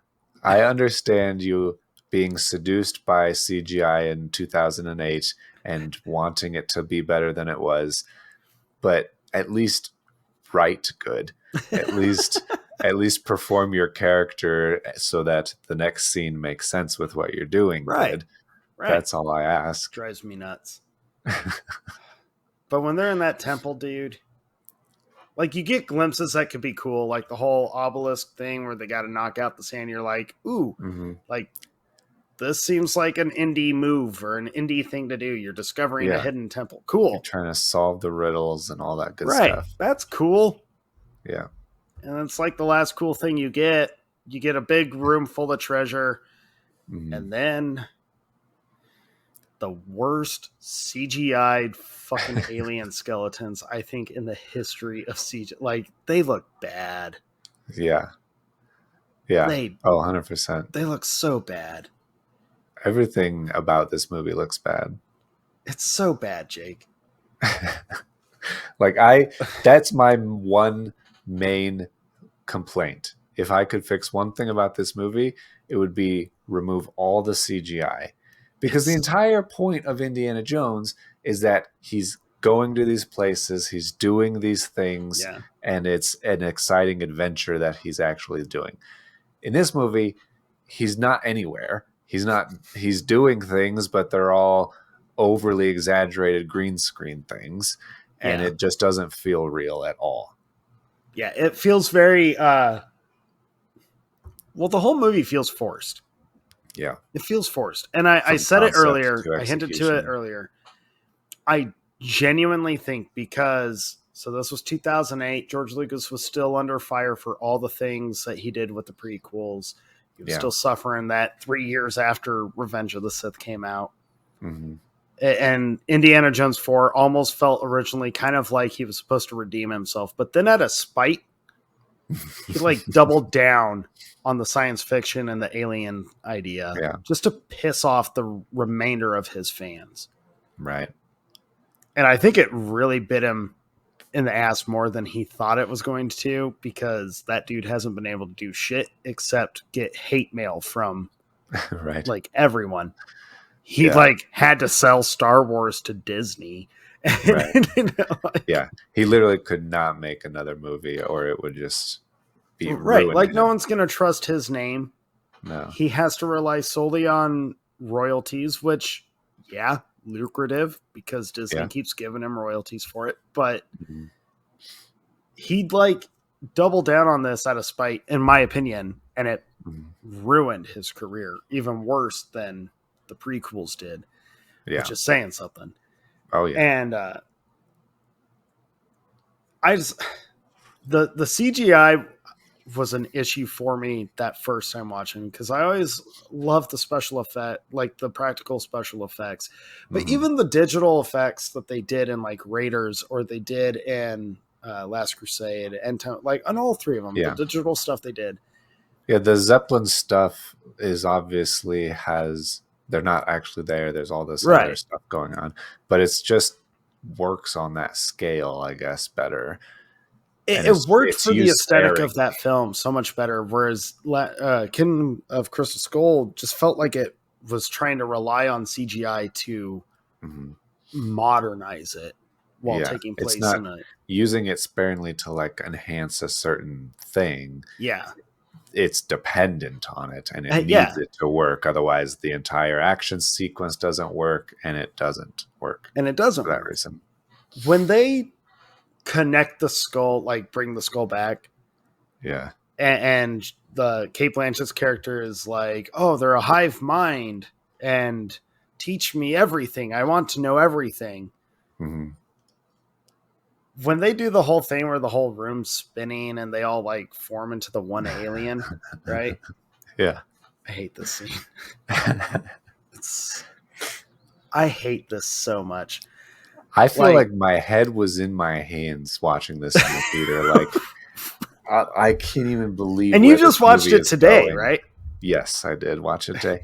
But I remember seeing it for the first time that I just could not believe where this movie was going and that they would actually do this to this character. That they were doing this. When all was said and done, they tried to do the like crazy death scene of the indie villain where her eyes set on fire and then she's like taken or dissipates or whatever. Yeah. But when the whole temple turns out to be their spaceship and they like, there's that one shot where you're like, well, that's an indie kind of scene. It's like the one practical effect they do where they're running across the bridge and all of it's like crashing. You got the water and the stones are all breaking right behind them. Like that's an indie moment. Too bad it lasts for like 2.5 seconds. Yeah. But they like, when they watch the ship take off and it flies away. Yeah, that was a gripping the arms in the theater again, being like, oh my God. Because then I know like this is the end of the movie. I don't know how I'm going to look these people in the eye. I did, but you're gonna have to eat shit. Oh, so much shit. Just when I was like so disappointed, so mad at this movie, you get what you said earlier where they're like, oh, they were aliens? And then you get like the dumbest dialogue yet again. Where William Hurt's character, whatever the fuck his name is, he goes, how does he say it? He's like, interdimensional beings to be precise.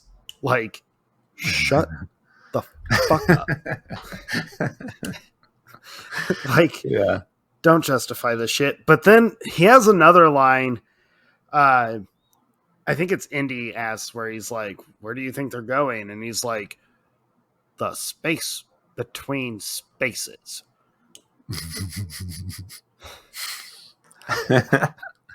Yeah, that's what interdimensional means, man.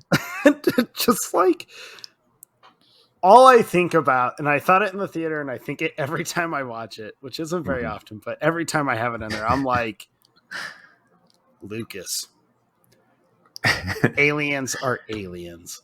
Shut the fuck up. Stop trying to be clever. You suck. You're horrible. Like, so irate with this man. Yeah. I will say they give me a little bit of happiness with the wedding scene. Like, I like seeing Indiana Jones get married. And I like how when Shia LaBeouf is trying to put his hat on, he steals it back from him. Like, not happening. Thank God that's not happening. Yeah. But dude. Yeah. That movie's so bad. It's the fucking worst, dude. Does it remain your number one? Number one is strong because I had not seen the most offensive movies of all time before then. Right? Those are way, way worse than this.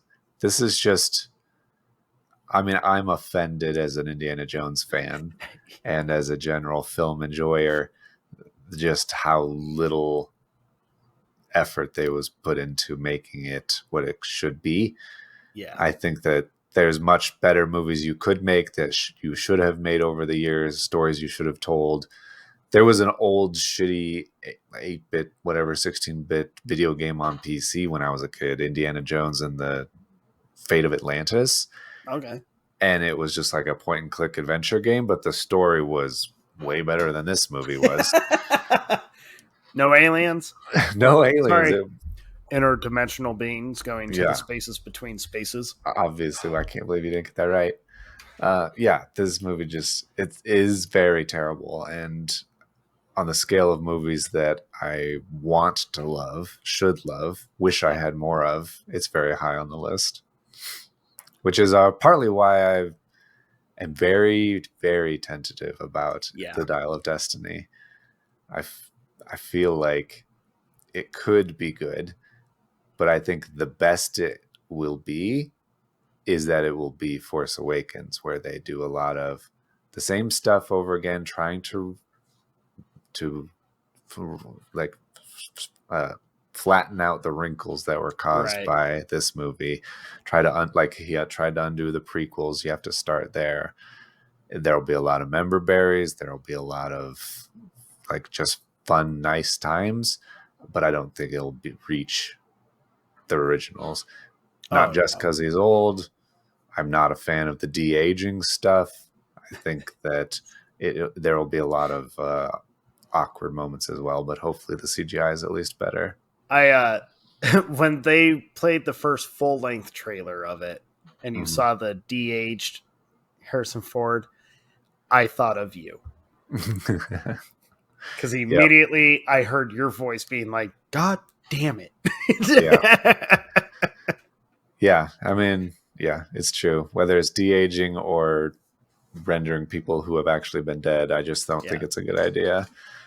I think it's weird that Mutt's not in it, that he's just completely excluded from the whole story, as if it never happened. That's weird. Not that I care, because I wish this movie wasn't part of the canon. But, we'll see. But it is. I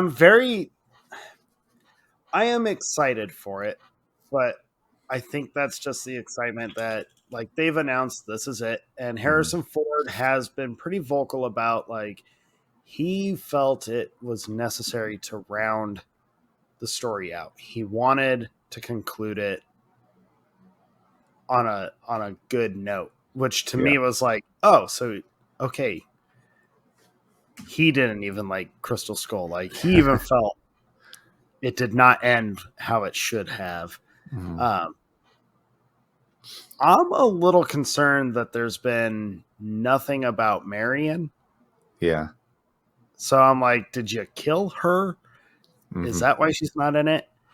I get why Mutt isn't in it, because Shia LaBeouf has been like blacklisted like crazy. I mean, the dude has a lot of problems, but he got like fired and blacklisted by Spielberg essentially from the franchise because he came out. He was like one of the first people to come out vocally saying this movie sucks. Like, it was not a good movie. And everyone got mad at him. So he got blacklisted for being right? Right. Well, I guess it was like the way he was going about it. I mean, even Harrison Ford was mad at him for the way he approached doing it. Yeah. And I think that probably has more to do with the fact that Harrison Ford was like backing him up so much and trying to build him up so much. Yeah. And he was young. He was still really young at that time. So his career was like really firing off. Yeah. And I think Ford's intentions of calling him a fucking idiot for the way he handled the press with Crystal Skull really comes from like not the movie itself, but just like, I think Ford has been around long enough to understand, kid, you're literally throwing your career away. Because like every director watches every actor to see how they handle themselves, even when they make bad movies. Right. You want them to promote it or care about it, or well, it's like it's in their contract. You have to promote this movie. Like you can dog on it later on, but you got to promote had its box office run. Yeah. Yeah. And but he got like, so I get why he's not in it. I just think it's weird. Who the fuck is this goddaughter? Why have we never had any mention of? They're not even saying who her dad is. Yeah. And I'm like, I've been trying to rack my brain, like, who is her dad? Like, Brody never had a wife. Yeah. Never had. I mean, Sala had a shitload of kids, but she doesn't look like one of Sala's kids. And Sala's in it. Sala's in it. So maybe it is Sala. Who knows? Yeah. I'm excited just to see the conclusion. I got excited by the trailer against my better judgment by just hearing the music, hearing everything. I like that. This sounds weird, but I like that Spielberg and Lucas are not really attached to it. Yeah. Yeah, that's kind of what gave me hope for Force Awakens, is like, let somebody who cares about the original take over. That can be good. James Mangold has proven himself. He's a good director. Mm-hmm. You know, he's done a lot of really good stuff. So I have hope that he continues his trend. I had to laugh when I read that Spielberg saw it and he liked it, and he said, wow, I thought that I was the only one that could make an Indiana Jones movie. I had to laugh because I was like, you made Kingdom of the Crystal Skull, dude. Like, that is not really the flex you think it is. Yeah, don't go bragging. I mean, you made Raiders, and you made Last Crusade. Raiders, and I appreciate you. You're a very good director, Steven Spielberg, but you have some stinkers too. He does. Everyone does. Everyone makes a handful. It's a shame that Spielberg had to make Crystal Skull. I feel like even though he said he didn't like the alien aspect of it, but he made it still because that was his friend's vision. Like, as his friend, you probably should have sat him down and been like, no. Yeah. No aliens. This is not going to go well. Right. Like, how do you not see the writing on the wall when the moment you, like, everyone started catching on to everything you were doing way early on? How did no one think the fan reaction to the theories is really bad, and their theories are correct? So this is probably going to be really bad. Yeah. Let's do some reshoots right now. Like, rewrites quick, folks. I'm excited. I'm curious. I'm weary. Yeah. I kind of feel like I'm going to have that viewer high. The first time I'll probably be like, yay. Yeah. And then the more I think about it, I'm scared that I'm going to be like, oh God. Oh God. Yeah. Yeah. I mean, I wouldn't mind that as long as I don't hate it in the theater like I did with Crystal Skull. If I at least enjoy it some. I mean, that's basically the Force Awakens experience for me. I really liked it in the theater the first several times, and then just the more I think about it, more I talk about it, I'm like, it's just not that deep. It's more of the same. that's okay. I can watch it and have a nice time, and that's okay. Yeah. I'm holding on to, it's got to be better than Crystal Skull. It just has to be. Yeah. That's not a big ask. No.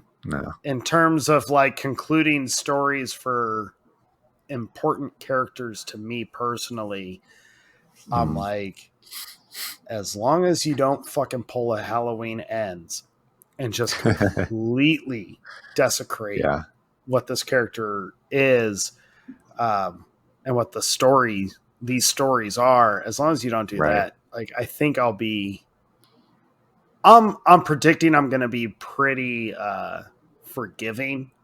Yeah. And accepting of stuff that I probably shouldn't be, but I'm excited cautiously. Sure. Yeah, I think that's totally fair. We'll just have to wait and see. It's true. Anything in particular that you feel like it has to have in order to check the boxes for you? I don't know. I kind of want him to hang the hat up. I think that would be kind of a cool conclusion. Like literally physically, like literally show him hang the hat up. Maybe with the whip under it. Whip under it with the coat. Like, you could even just put it in a closet. Like, have him literally hang it up. I think that would be, I mean, it's tongue in cheek, it's cheesy, but I feel that would fit the character. I feel like that would be, because the whole idea is he's retiring. Right. I feel like that would be fitting. That would be cool. Especially if he knows it's his last adventure and chooses that at the end. That you know. I don't know. I feel like his story, since they already have made it where Riding Into the Sunset is not the ending. Yeah. It's not the last shot of him. I feel like if you're not going to go with kind of a more adventurous conclusion, then I feel you have to go with the very quiet, just kind of proud of what he's done. I think it would be emotional in a positive way if, like, the movie ended with him sitting at, like, his dad's desk. Yeah. You know? Yeah. That would be cool. I think that would bring up a good opportunity for all their member berries. You could have little nods to all the different adventures he's been on. For sure. I think it would also be kind of funny if they brought back, like, some U.S. government agents to talk to him about the warehouse. You know, as a, like, you're retiring, but we still need to make sure you're maintaining silence and secrecy. That could be fun. Yeah. But in terms of, like, boxes to check off, I feel they already do that in the preview. You get him with the whip. You get him, like, having a funny moment where they kind of reverse it in the preview where he's doing the fancy whip work at the table and then everyone pulls the gun out on him. Yeah. I don't know. I hope it's fun. I hope, God damn, there better not be any fucking jungle vines swinging or anything to that caliber. There better not be. I don't even know who the villains in this one are. I'm interested in Mads Mikkelsen. Mads Mikkelsen is a ex-Nazi or something. Is that what he is? Is it ex-Nazis in this one? I think so, or it's at least adjacent to that. Okay, but Mads is always pretty intimidating and good. Yeah. Oh, he'll be good. I think the acting's going to be fun. I think it'll be good. I don't know. No aliens. Yeah, I find it to see how light on his feet he is. Yeah. Yeah, I don't know. I don't know what I'm, like, actually expecting from it or want to see in it. I want them to give him. I just want him to have a nice ending, like a proper ending. Don't kill him. I don't think that would be good. No. But, like, don't And don't give it to anyone else. Yeah. I don't think there should be a pass the torch thing. I don't either. I really don't think nobody else should do it. Which means that's probably what they're gonna do. Fuck. Yeah. What about you? Like, I'm curious because I feel you are more hesitant. Yeah. Than I am. I just want it to be who Indiana Jones is. I want it to be the character that I know and the situations that he would be in and how he would react to them and all of that good stuff. I want as many practical effects as possible. I see a lot of those. I see a lot of green screen in the previews, and I dislike that.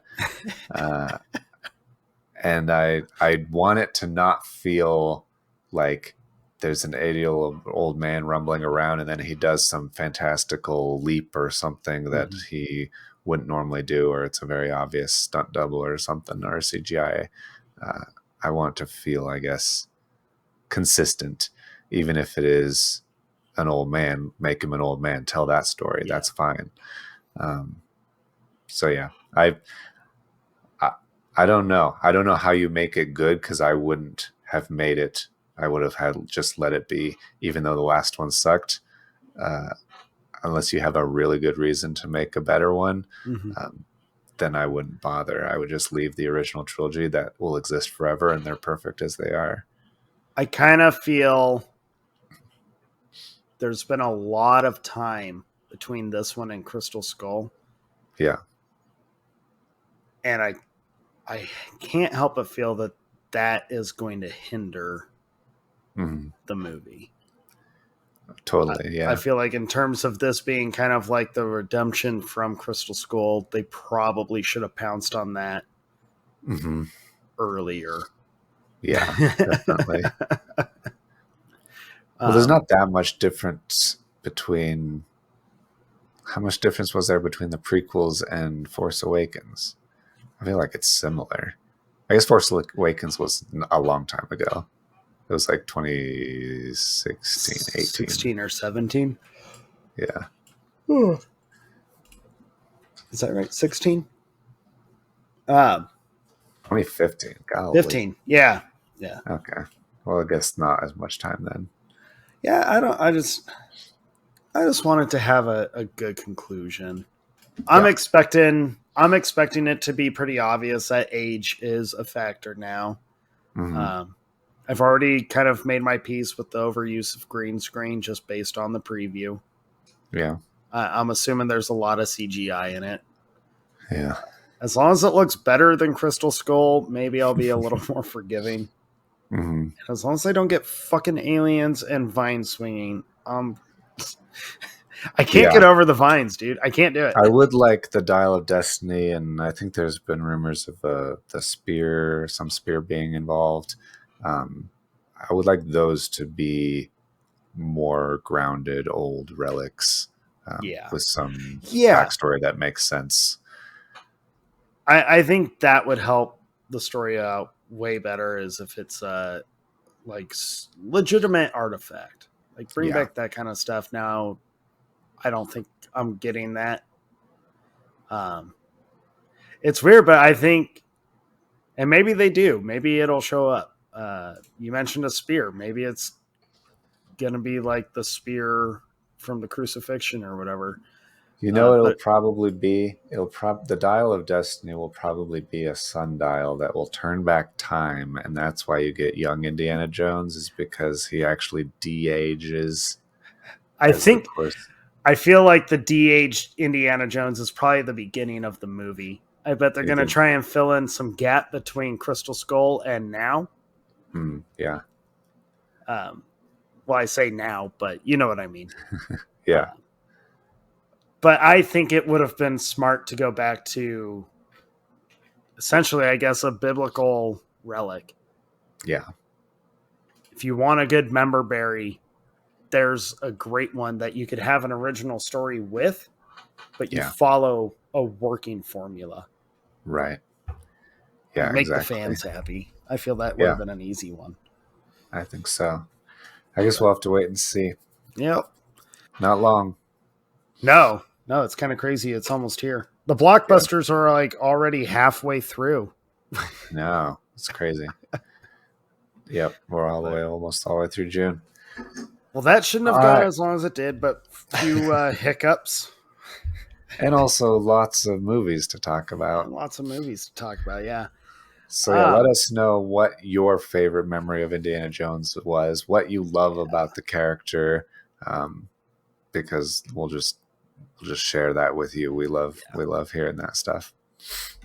And I think even with the bad movie Crystal Skull, the nice thing about it, unlike Star Wars, which yours and my disappointment in Star Wars did affect our perception of the saga as a whole. You and I have talked about that pretty extensively before. Well, and also I'm okay with ignoring a movie that came out that I didn't care for. Yeah. If other people like it or whatever, it doesn't matter to me. I'm not okay with taking a movie I like. If you took Raiders of the Lost Ark and then added all this green screen shit to it, I'd be like, no, fuck you. Right. No. And that's what they do with Star Wars is that you can't have the original version anymore. That's what sucks. I feel like even as bad as Crystal Skull is, like the franchise as a whole is still forgiven and still beloved. Yeah. And I think it has a stronger stance with that than even Star Wars does, because Star Wars is like permanently tainted by so many things. Yeah, for sure. Whereas I'm like, yeah, we had aliens in part 4, but it's forgiven almost because the rest are just so good. Yeah. Yeah, and they should stay that way forever. They should. Don't fucking touch them. Don't remake them. Don't pass the torch. No. But yeah, tell us if Indiana Jones has like been a part of your childhood, upbringing, whatever. What he means to you, the stories mean to you. Which one is your favorite? I'm assuming most people are going to say Raiders, which isn't a wrong answer at all. Not at all. No.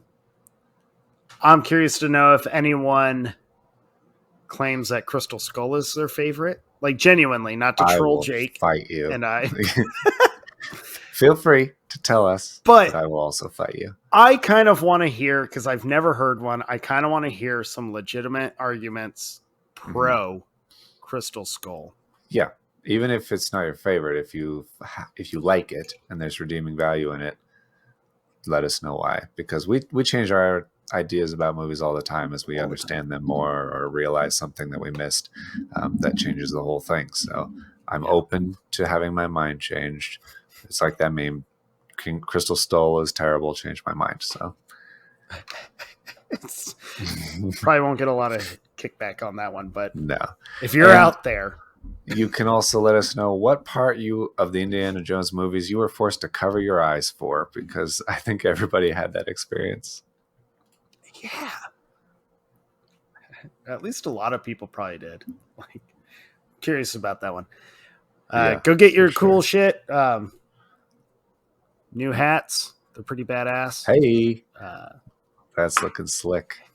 I meant to wear it and then I just didn't. Sure. But yeah, get your cool new shit. Super comfy. And let us know what movies you're watching and all that good stuff.